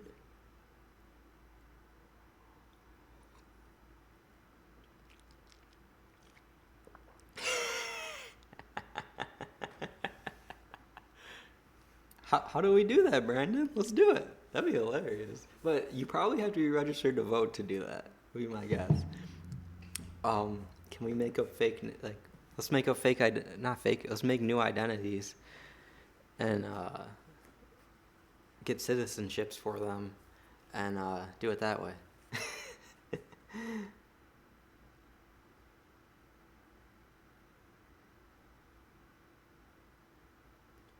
The people at the top are not completely lost. If you think that, Darius, you're completely lost. That's the whole point. Because they know exactly what's going on, what has gone on, and what is going to go on. Because they're doing their thing. They ain't just... Listen to you. Listen to yourself and who is destroying themselves. The people you don't even know what the hell they're doing or who they are. Never even spoken to them, never heard anything from them. Or is it the one talking about someone who has never met someone and saying that they're destroying themselves? Who's actually destroying themselves? The one judging someone who is not there, or the one judging someone? Or the one being judged who is not there, or the one judging that someone who isn't there? Hold on a second, I need to get my computer charger. So, That's like,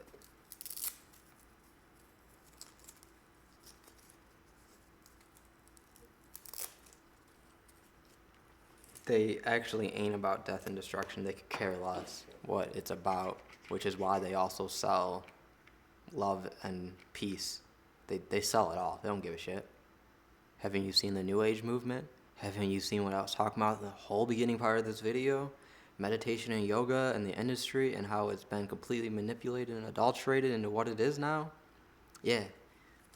That's not a destructive or a competitive state necessarily, but it very much is um, not a winning mentality still, because you're subjective to what someone else is selling you and their process and products. They don't care what the hell they're selling you. They'll sell you the keys to the world if they have to. And they will at some point. And people will buy it because they're dumb and don't know it's all free. Like, people out here trying to buy this information that I'm giving out. It's free. I didn't pay for any of this. Anything I know, I did not pay for. This is free. This is in the air, which is why I know it, because I am in the air while I'm standing on the ground. And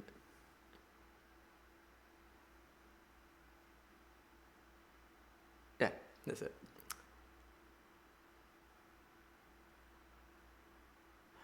Ah, what's your 20? What's your location? Ah.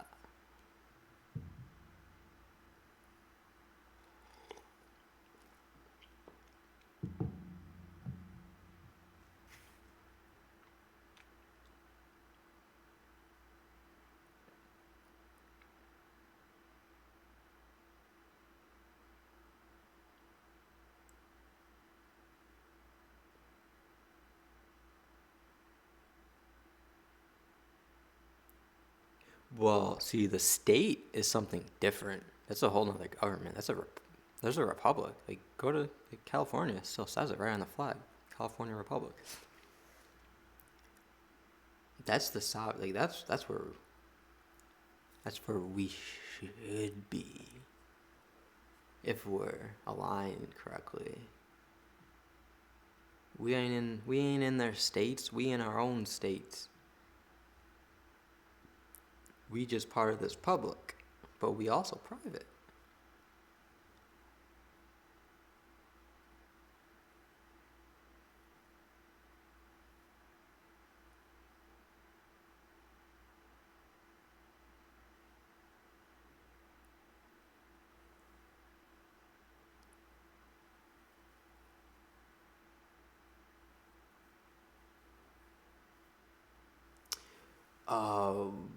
We can do that, but we cannot do it on here, but we can absolutely do that. Now, there's other ways we can live stream together if that's what you meant. We can absolutely do that as well. I need to figure out how to join someone into this, but I don't think it's hard. Mayan's done it. I could just ask him. Oh, he'd screen capture, I'm pretty sure. But anyways, absolutely, we'll talk one way or another.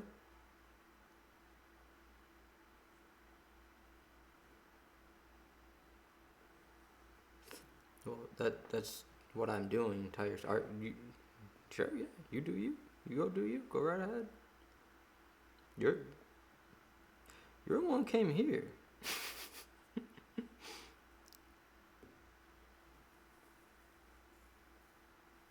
I just give advice. Don't get emotional just because you don't like what you hear. It's just what's flowing out.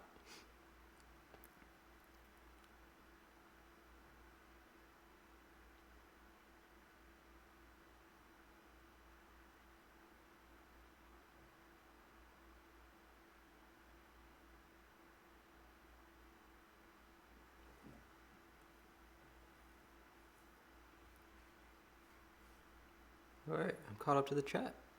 Cool. All right, I'm gonna get off here in a couple moments. After I finish this drink.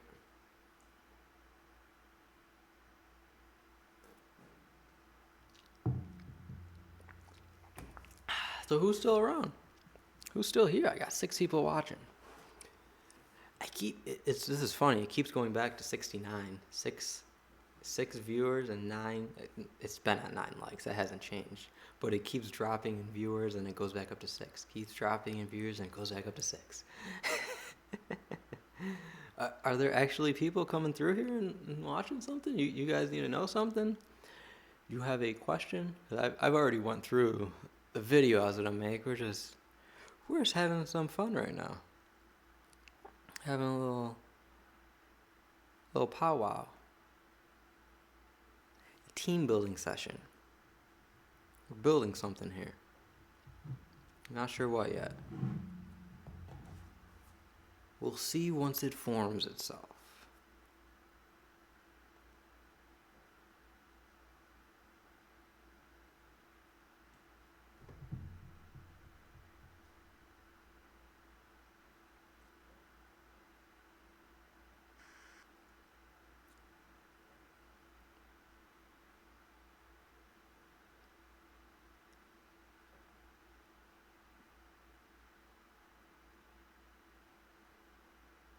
Interesting.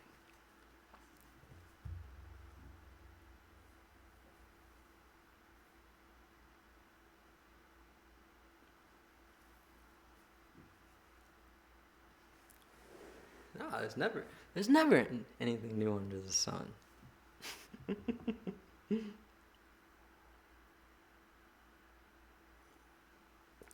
Do you know why? Do you know why? Zigzag just told everyone why. Because there was never anything under the sun in the beginning. You were never under the sun.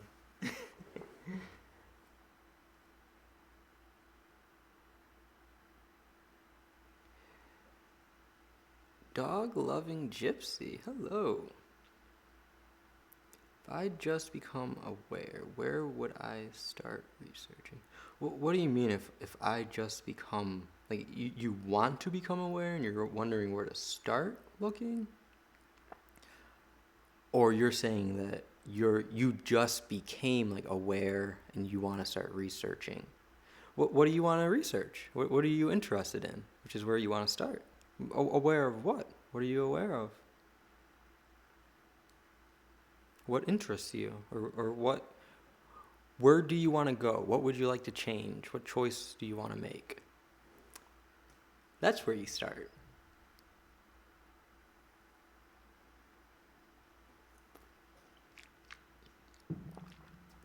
A good place to start for a lot of people is health, which a good place to start with health is food.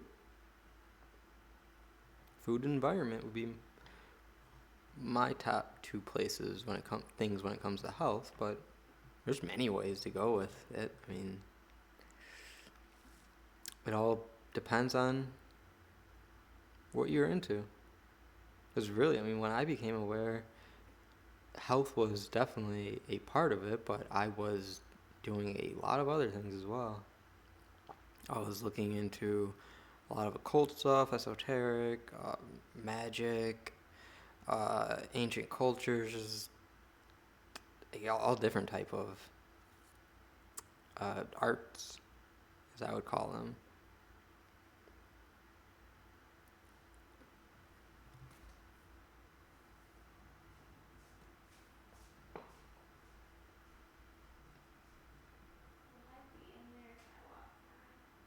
Mm-mm. How are you to be in here? No, it's on my face.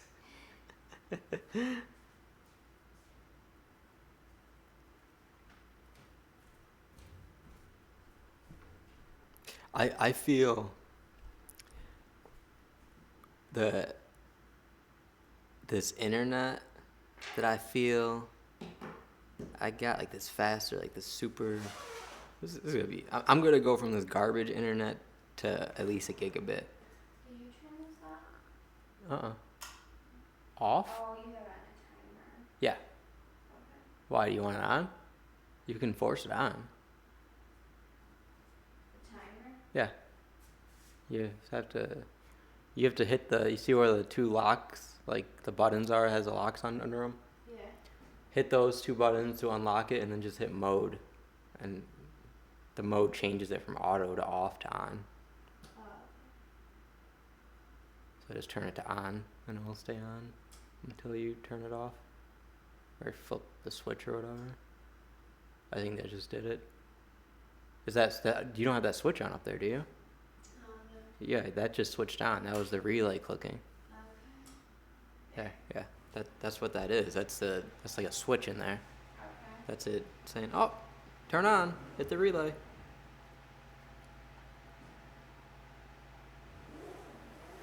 My take on it. Too loud right now. I don't think so. Does that fan bother you guys? Is that loud? I'm assuming you probably can't really hear it too much because I have this mic, but I figure I'll ask out of curiosity. Know the environment and how the sound works in this room. What's my take on witchcraft, and can it be positive? Yeah, I mean, witchcraft is not negative or positive. It's however you feel like utilizing it. There's nothing wrong with witchcraft. It's just a type of magic that focuses on green and black magic for the most part. It's very heavily shamanic.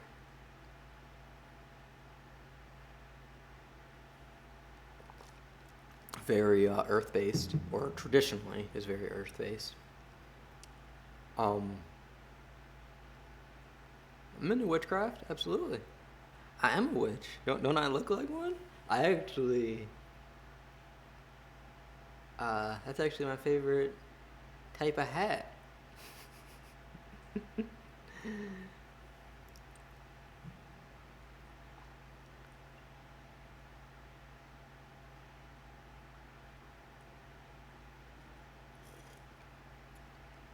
Let's see, a witch is called a witch because it stands in the middle. It's the switch. It's what crosses the things as a transitioning point. Because it's like, which one? This or this, this or this. So the witch is what orchestrates things in the background. The magic.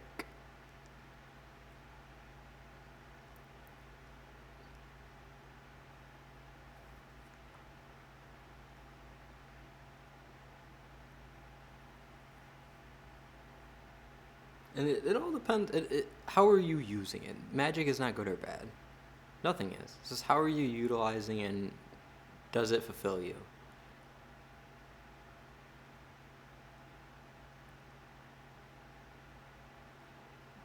You don't want to do something out of egotistic reasons, though, which is why what a lot of people try to use magic for is very egotistic, material things, which that's why it doesn't work a lot of times, because they're not in a true witchy state or a true magical state, which is, I really don't. This isn't why I'm doing it. It's you can't be off balance like that to where you're very materially driven. You can't be a wizard. You can't be a warlock. Can't be a witch then, because that's to be in the middle and to have balance.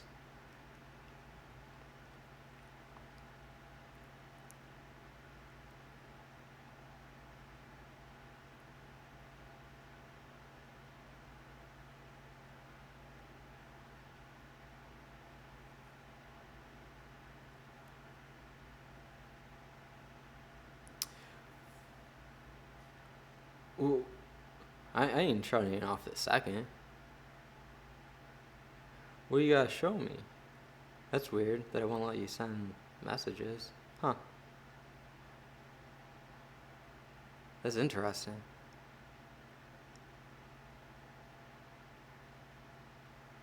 I'd be curious if other people could send messages like whatever you're sending.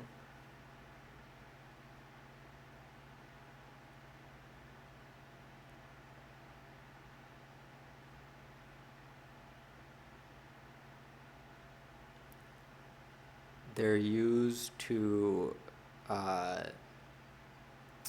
control or corral your infinite expansiveness into some type of organized manner so that you can actually work with it. It's not a bad thing.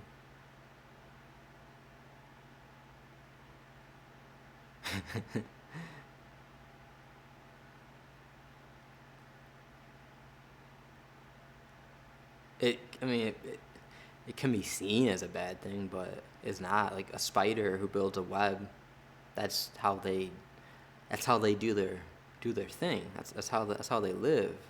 That's how they thrive. That's how they enjoy. It's what they like to do. Build these beautiful, intricate webs and just meditate on them until something comes to them. Why do they get flies in their web? Because they just sitting there chilling. They ain't trying to uh, to snag. And this is anything that catches another animal. You can't just, you have to set, it has to be some type of trap or entrapment or construct. This is why they show like cats, tigers, they hunt, they sleek down snakes. You have to create the right environment so that you can actually catch something. How are you going to catch it if you don't have the environment to catch something? If you don't have a cage, if you don't have a net, if you don't have a web, if you don't have a bag, a cup, a vessel, how are you going to catch milk in a mug if you don't have a mug? It's impossible. So the web or a net is just the vessel.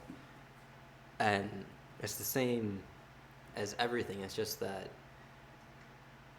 it seems that the people who control seem to be at the top in this system right now, this industry, is using these things for malicious purposes, but truly it's just that people are naive and fly into webs. Hey, the fly could have flew somewhere else. It chose to go into that fucking web. It didn't have to. It could have been more aware. It could have slowed down. It could have did something else. It could have changed how it existed, but it decided to be a fly and do what flies do and fly into a web, fly into a light, do this, do that. If you're just going to go with the pack, well, you're going to be subjected to what the pack gets. Come on. You're going to get smoked. That's just what I'm saying. You're going to get smoked.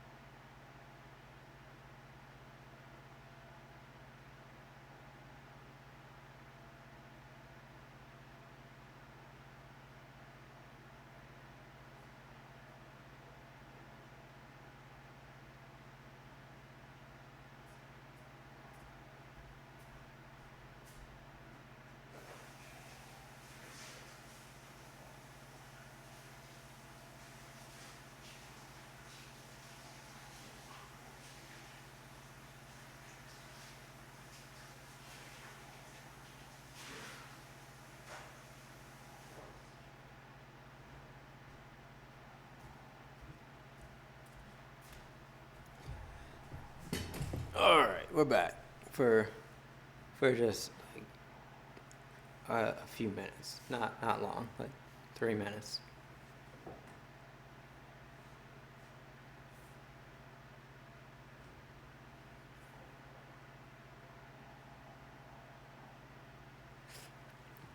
Send me the video. I want to see it.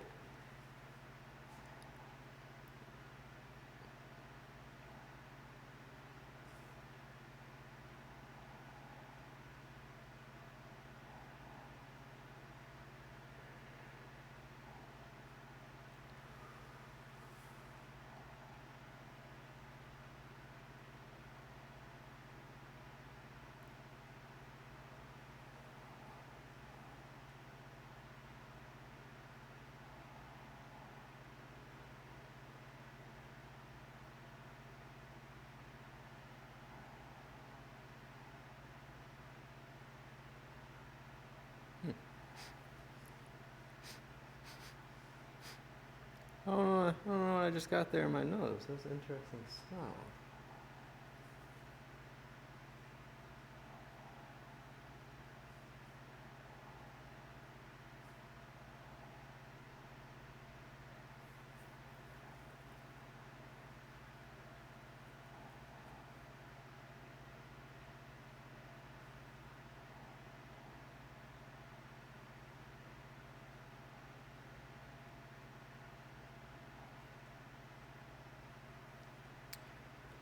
Brandon, we've talked about this before. How do we do this? How do we grow this? What we gotta do? Which I'm not looking for an answer right now. Just fostering the idea.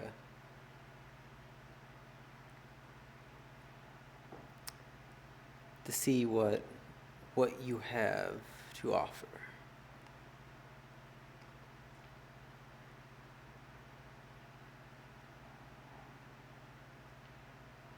Just think about it.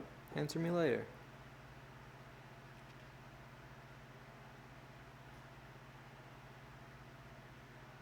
Anything. Nah, this my uh, general audience that is interested in the things that I have to offer.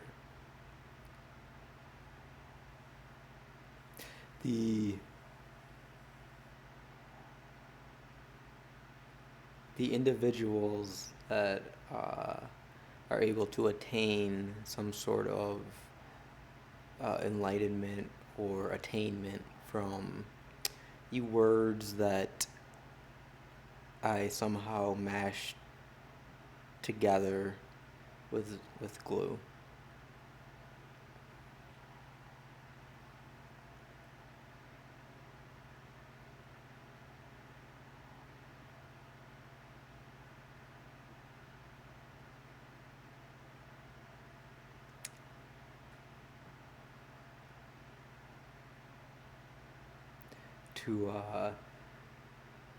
To get more people to be interested in this alphabet soup that I mix together in this way and somehow come up with weird phrases and words and very awkward things that just get said anyways. I really don't care.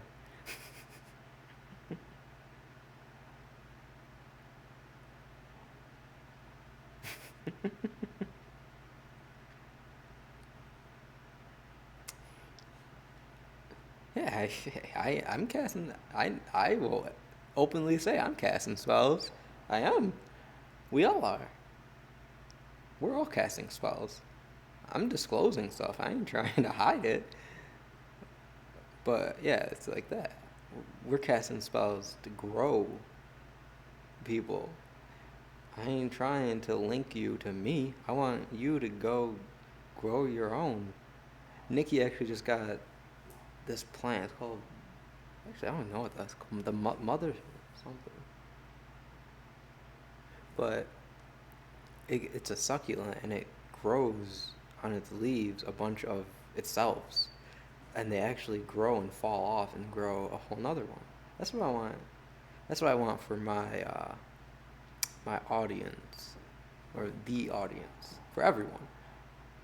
Like, sure, you can get information from me. I can help you grow to a point, but eventually, I want you to go do your own thing. I want to know what you do. That's my enjoyment. I want to sit back and see what everyone else does. I don't even want to talk.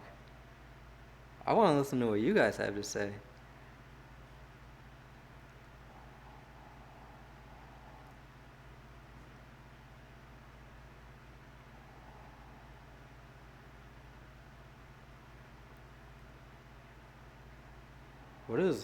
What is Bishoot and Library? I never heard of either of them.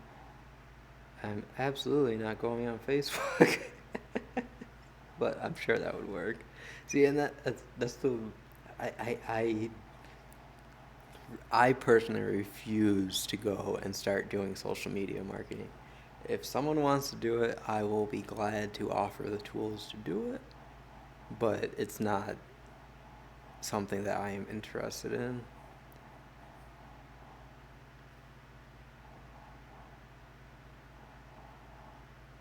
All right, sounds good.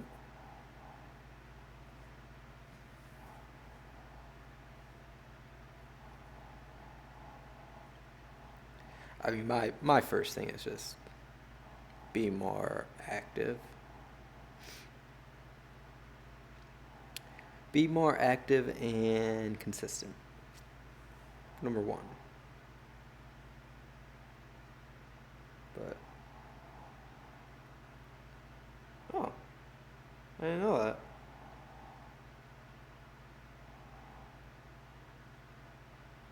Huh.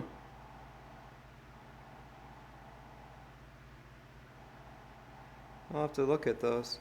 Interesting.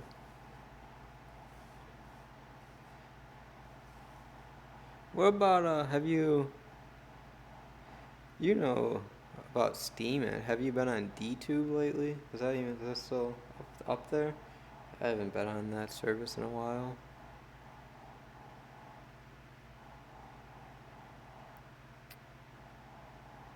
I doubt it's really what I'm looking for, anyways. For the same reason as before. I'll look at those though. Let me put them in my browser.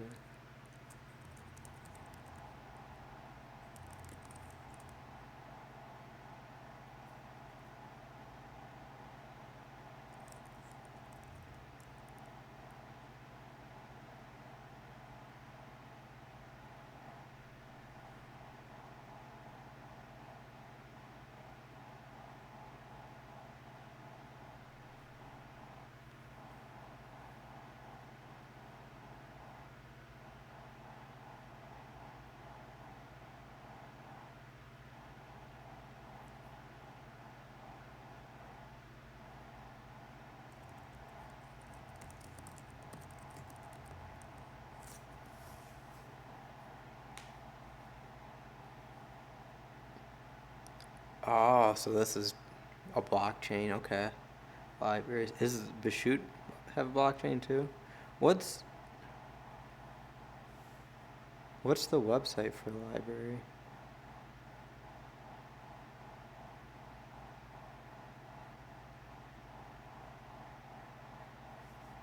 Oh yeah, I'm sure there's a it's BitChute. Huh, looks interesting. Full of a bunch of crap. I wow, like this site is terrible. Holy shit! Like this is a cesspool to go and completely get lost. Holy shit! This is a terrible. This is worse than YouTube. This is so much worse than YouTube. I'm talking about BitChute. Oh, like I'm just scrolling and this, this is terrible. I'd rather watch the shit that comes up on YouTube when you go to it for the first time, which is a bunch of entertainment stuff. I'd much rather watch that than any of this garbage. Do they got? Let's see. I'm assuming that there's like a whole spirituality and faith. That's what I'm curious.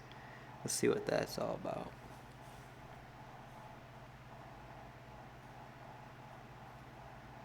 Oh, we got health too.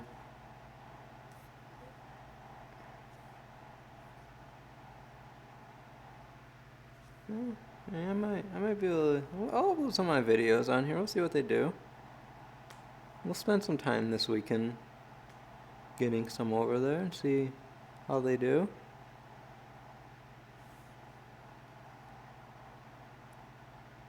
Is this like D2 where it looks like maybe you get paid from the blockchain on it? Is that like that? I see there's a coin in the top right with a percent. I don't know what that means. Wow, this health page is terrible. It is mostly a bunch of fear mongering about illnesses and viruses and medicine.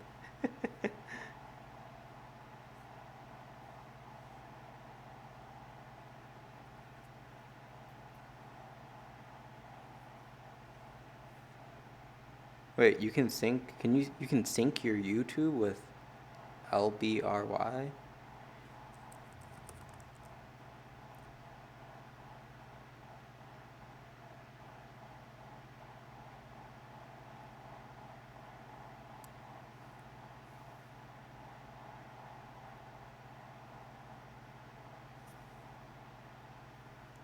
I don't even know what I was talking about anymore. I was totally just looking.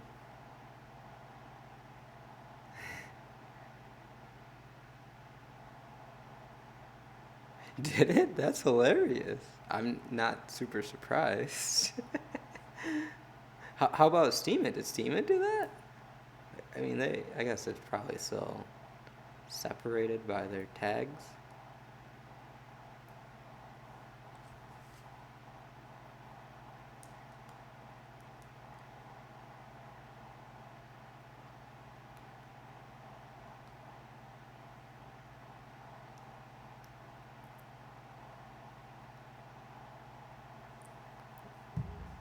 Oh, you finally woke up, Seth?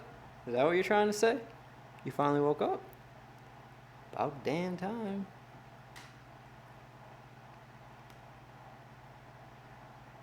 Oh, so it's new. Interesting. Okay.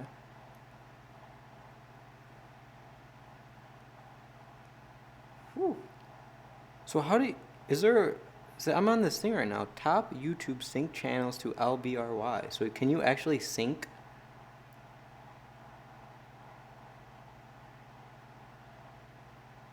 Okay, so there's a download. A secure open source community driven run. The latest content from your favorite creators as a user, not a product. Okay, so this is basically a way to bring your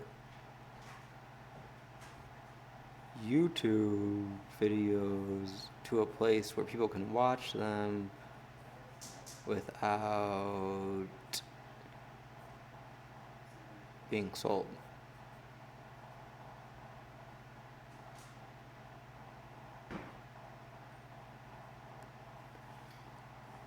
Interesting.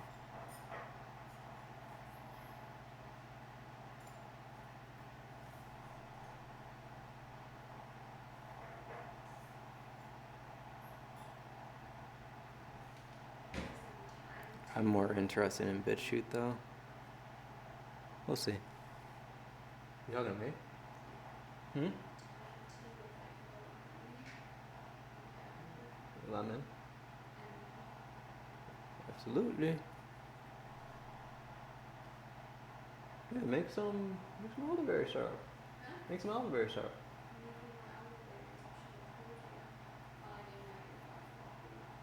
Yeah, you did. I told you this morning.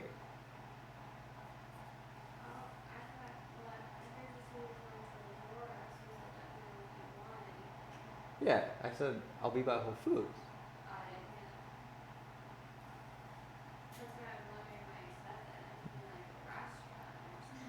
Mm-mm.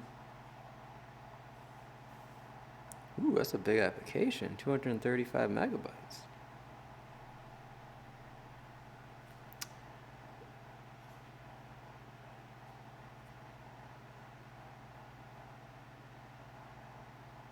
Which one? The BitChute have been hacked over and over and crashed? Sounds like Free for Truth or whatever it was. when it was launching.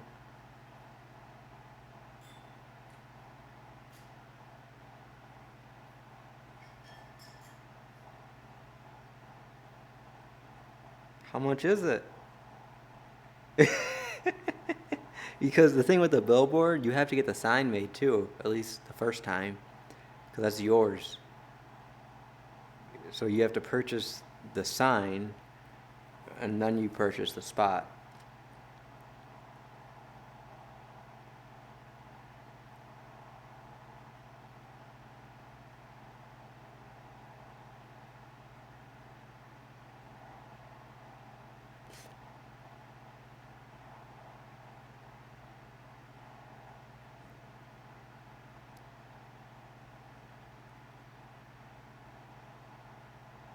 You're like is it behind lagged, or it could be me, or are you actually like saying something else? Actually, did it just start? Because I just started this download.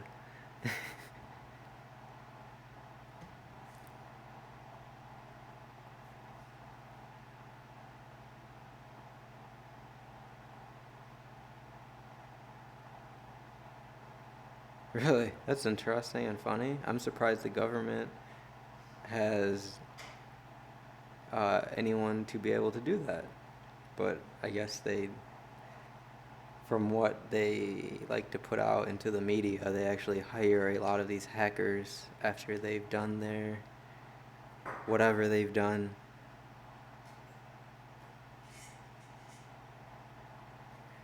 These coders.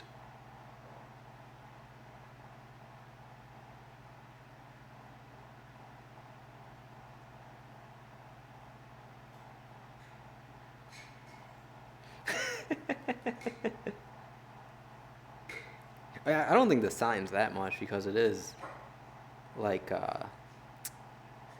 it's actually a piece of fabric that they stretch around it. It's not uh, like hard. It's just a fabric they stretch.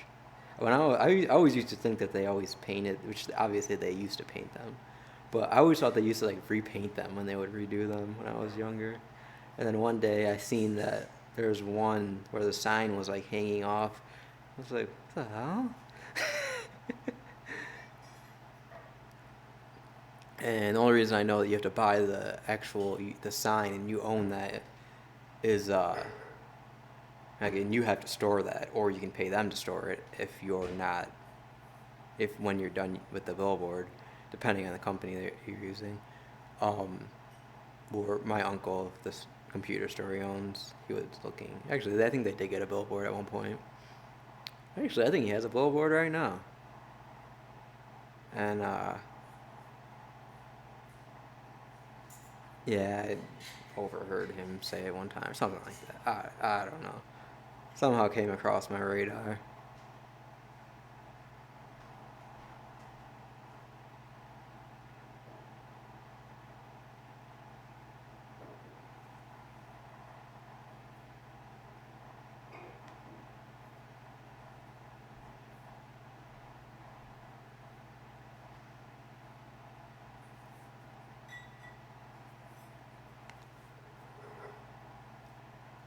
Oh, so her phone is that far ahead?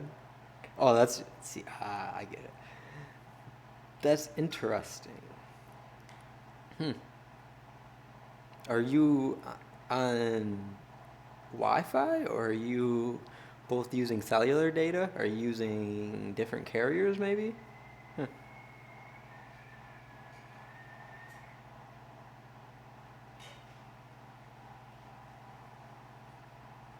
There's enough. Are you using that? Okay. That was how you pour it. How you pour it in. Actually, I'll put that. Yeah, but before we do, put it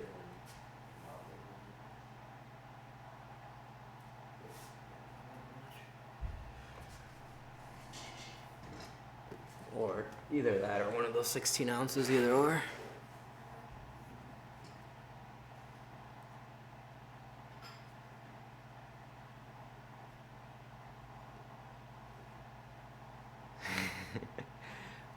can just print a bunch of stickers and put them everywhere, of course.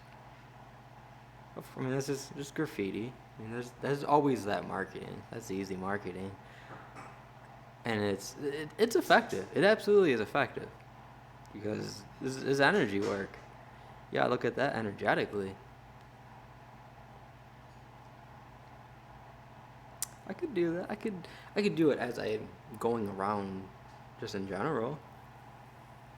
That's an idea. I one thing that I would like is to get start. I would like to get merchandise. I would like to create merchandise. So, but what I want to do, it's gonna have to wait a little bit because it's gonna be quite an investment. Um, because I plan on doing the merchandise aligned with, guess what? Me and how I see life and existence, which means I am not selling t-shirts that are not organic. I am not selling clothes that are not organic. There's no way. I am not doing that. I'm not these fucked up people out here that are just trying to tell you all about health and to wear natural fibers and then sell clothes that it it ain't even cotton. Huh?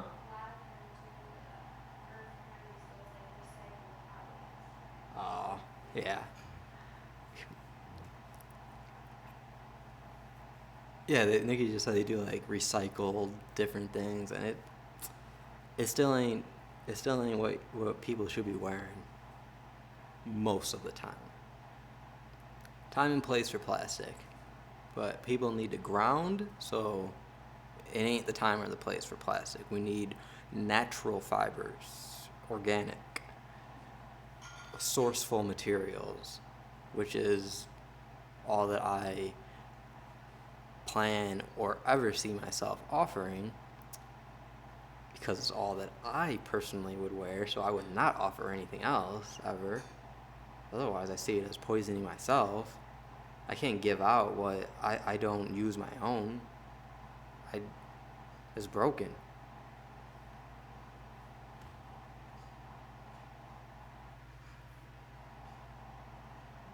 I I could easily go do it on a cop car. I can do it in the cop car. I was just in the cop car.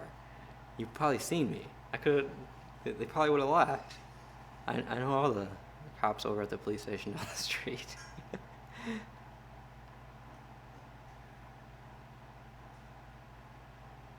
Ah, that's why.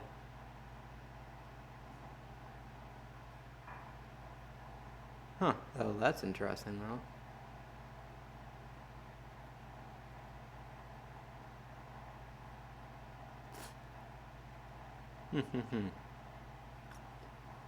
But see, you being on different carriers, you have to realize that you're using a network, which is all the internet is. So you're both connecting to different servers, which you're also potentially taking different routes to me and where I am on the network. And you are also potentially taking different routes to get back to your phones, like the data transfer. So who knows what route your phone's taking as opposed to hers? You can run a trace route if you really want.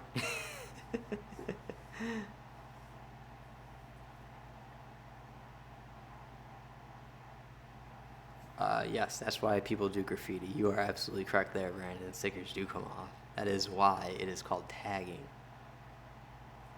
Once you're it, you're it. It's not easy not to be it anymore.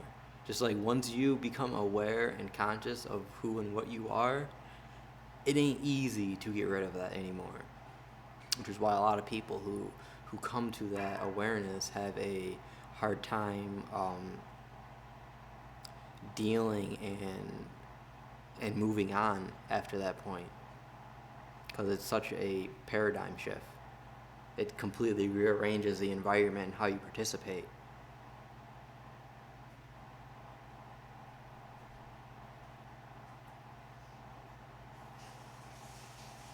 Yeah, you told me that before. You told me about the drum circle. Yeah. Yeah, you said you were gonna do the T thing there too. Yeah.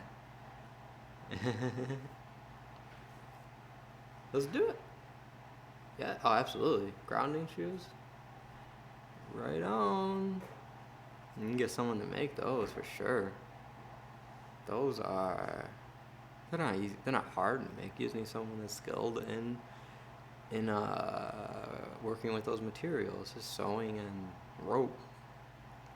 I was actually gonna make some myself. I just never did it. I have the stuff too. Or I did. I don't know if I still do. Nikki might have used it all.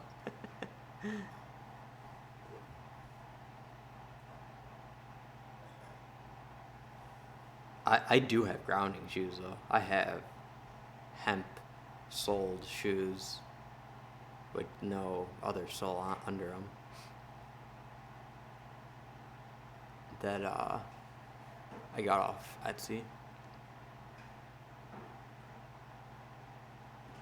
But like something like which the thing with shoes is you need to get an or like shoes would need to be because there's so many different sizes people could potentially be, and male and female, and different countries potentially, even though they do cross, but that would have to be some kind of buy-in, like initial buy-in, for sure, or just way down the line. That'd be cool though. That would absolutely be cool. A cool product. What's Virgo? What's Virgo's that?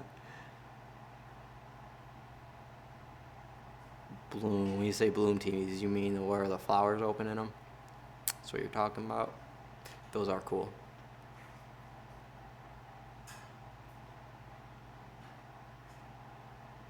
I was thinking about earlier, maybe like I don't know if this is necessarily the right website, but a Kickstarter type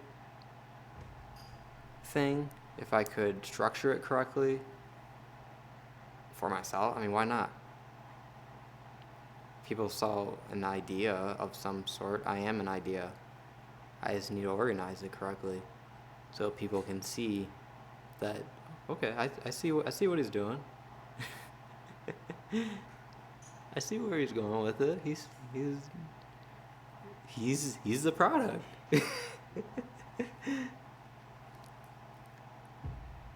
But see, the thing with Kickstarter is it's you buy in, you get these things, and that's what I was kind of thinking is maybe there's a website where it's structured a little bit differently. Which I know there's Patreon, but I really don't want to like do like a paywall necessarily.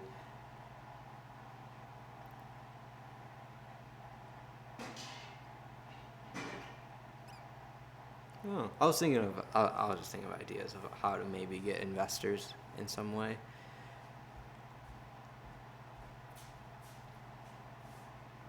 Oh, I don't want it. Oh, you don't? No, I just want to put it in. Oh.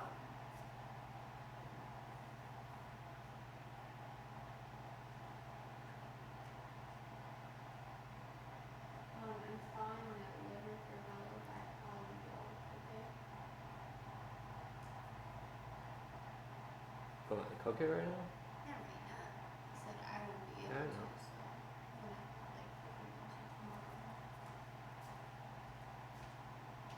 It's not. Well, why don't you just put it in the fridge? I'm going to. I know that's all you have thought, and if you're not doing it now, just thaw it in the fridge. No, I know. I'm just telling you, there's no point of thawing it out if you're not going to do it anyways, because you're not doing it now.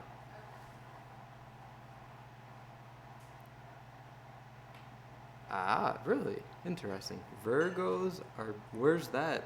What is that word?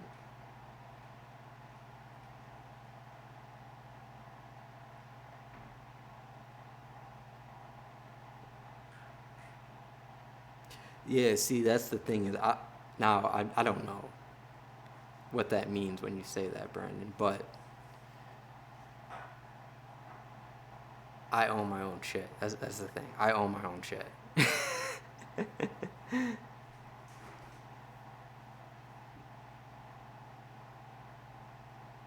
Exactly. That's exactly right there. That's why I won't do it like that. You're correct.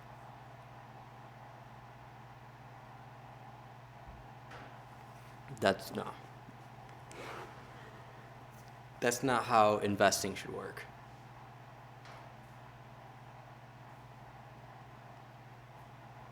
Because that's truly not investing. Like, you don't invest in someone to try to tell them what to do. You invest in someone or something because you see potential out of it and you want to see where it goes. So you say, "Oh, hey, I'll invest in this. If it goes nowhere, whatever. But if it goes somewhere, that's amazing. It's great, and I might get something back from it. That's investing.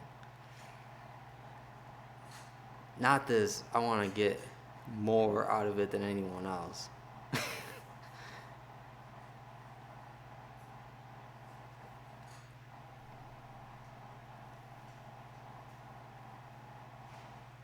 All right, you got a couple of rich friends. I mean, I have a pretty wealthy mother, but I don't think she's gonna invest in my endeavors. You say you're what? Oh wait, let me phrase that. Rich, not wealthy. Rich. I, Oh. I said I have a pretty wealthy mother because Brandon said he has a couple of rich friends. Oh, you got a sugar mom? Well, that's interesting. Because, see, the thing with what I think of when I think of investors is someone that you don't have a personal relationship with. When you have a personal relationship with someone, that's a lot different. Lot different. Which is honest. I need to get out of where I am. I need to get to a place to where I can communicate with people and actually connect with them. Where I am is a fucking hellhole. It's terrible. There's opportunities. Don't get me wrong. There's just so far in between. it's it's a it's a very down place where I am. Very down economy, ecosystem, and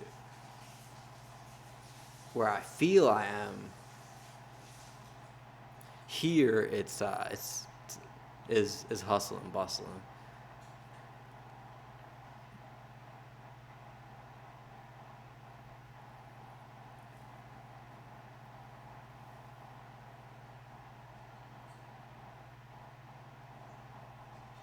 Oh yeah.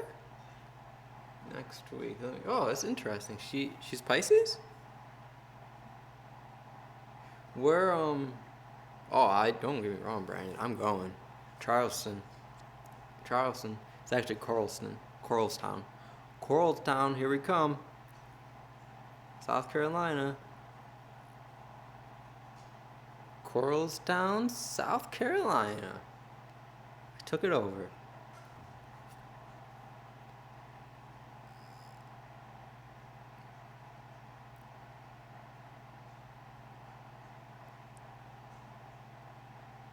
Oh yeah, it's always a beautiful and experiential place to be. Up there, up there in the giant trees. I'd like to go back. No, I will. I will be. I'll be back through all that at some point. When the kids are all doing their own thing, and I can go explore. Be back Hmm. there. Be back there. Uh, the tree, the California. We went to sequoias. He said the redwoods though. Right. Coral Reef. Ah, you're going to Oregon. Yeah, I'm going. I'm going East Coast. I'm going back east. It was interesting. I've lived in the West. I've lived Central, and I've lived in the East. It's interesting. which is actually even more. I've never been to the top. Let's see. I've been to. I haven't been to Washington. Which is interesting that Washington is in the northern, most western spot. Washington. And then Washington, D.C. is on the complete other side. Huh. They got it covered. They got it covered. They got Washington, they got Washington disconnected.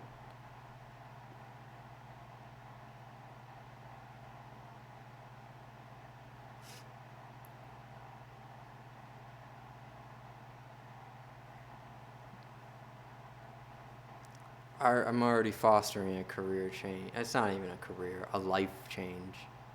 Yeah, I mean, a carrier. I'm fostering a new carrier. New revenue streams. Definitely. I ain't gonna say what it is right here, right now, but this is a platform that I am using, and that's why I need to get on here much more and grow the audience, because there are going to be a few new things coming. Are you going to? That's where we went. We never went to the Redwoods. We went to the Sequoias. You dislike the? Have you ever been to Charleston? I've never physically been there. Yet.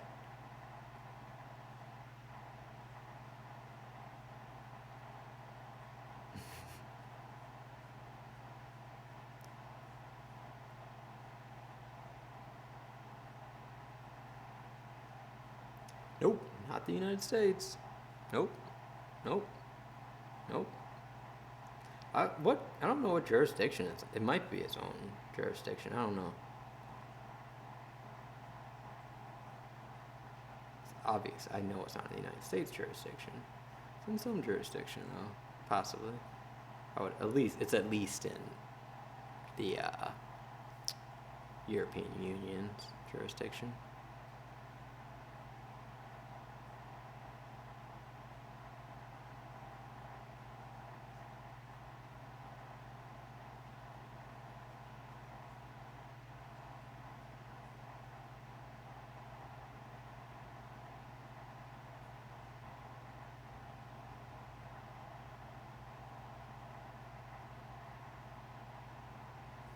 See, the East Coast has the humidity and temperature that I seek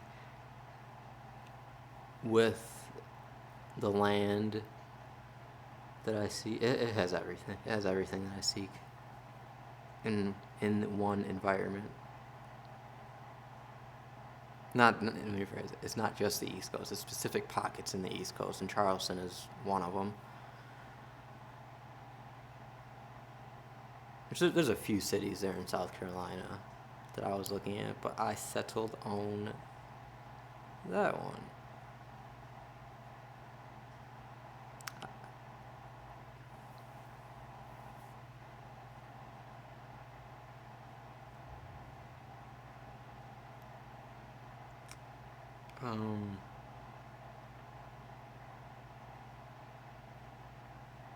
Well, since only me, you, and Zet are even the ones saying anything, and I think I know how to talk to you guys in other ways than on this YouTube chat, so I'm gonna get off. There you go. And this is how it works. No. Brandon just said, I'm gonna text you in a bit. We are about to drive back home. All right. Well, I'm gonna go. I'm gonna end this. I'm gonna actually end it. I'm gonna end it in a few seconds here. So we get the right timing. We're gonna see how this actually ends. We're gonna see how YouTube does this.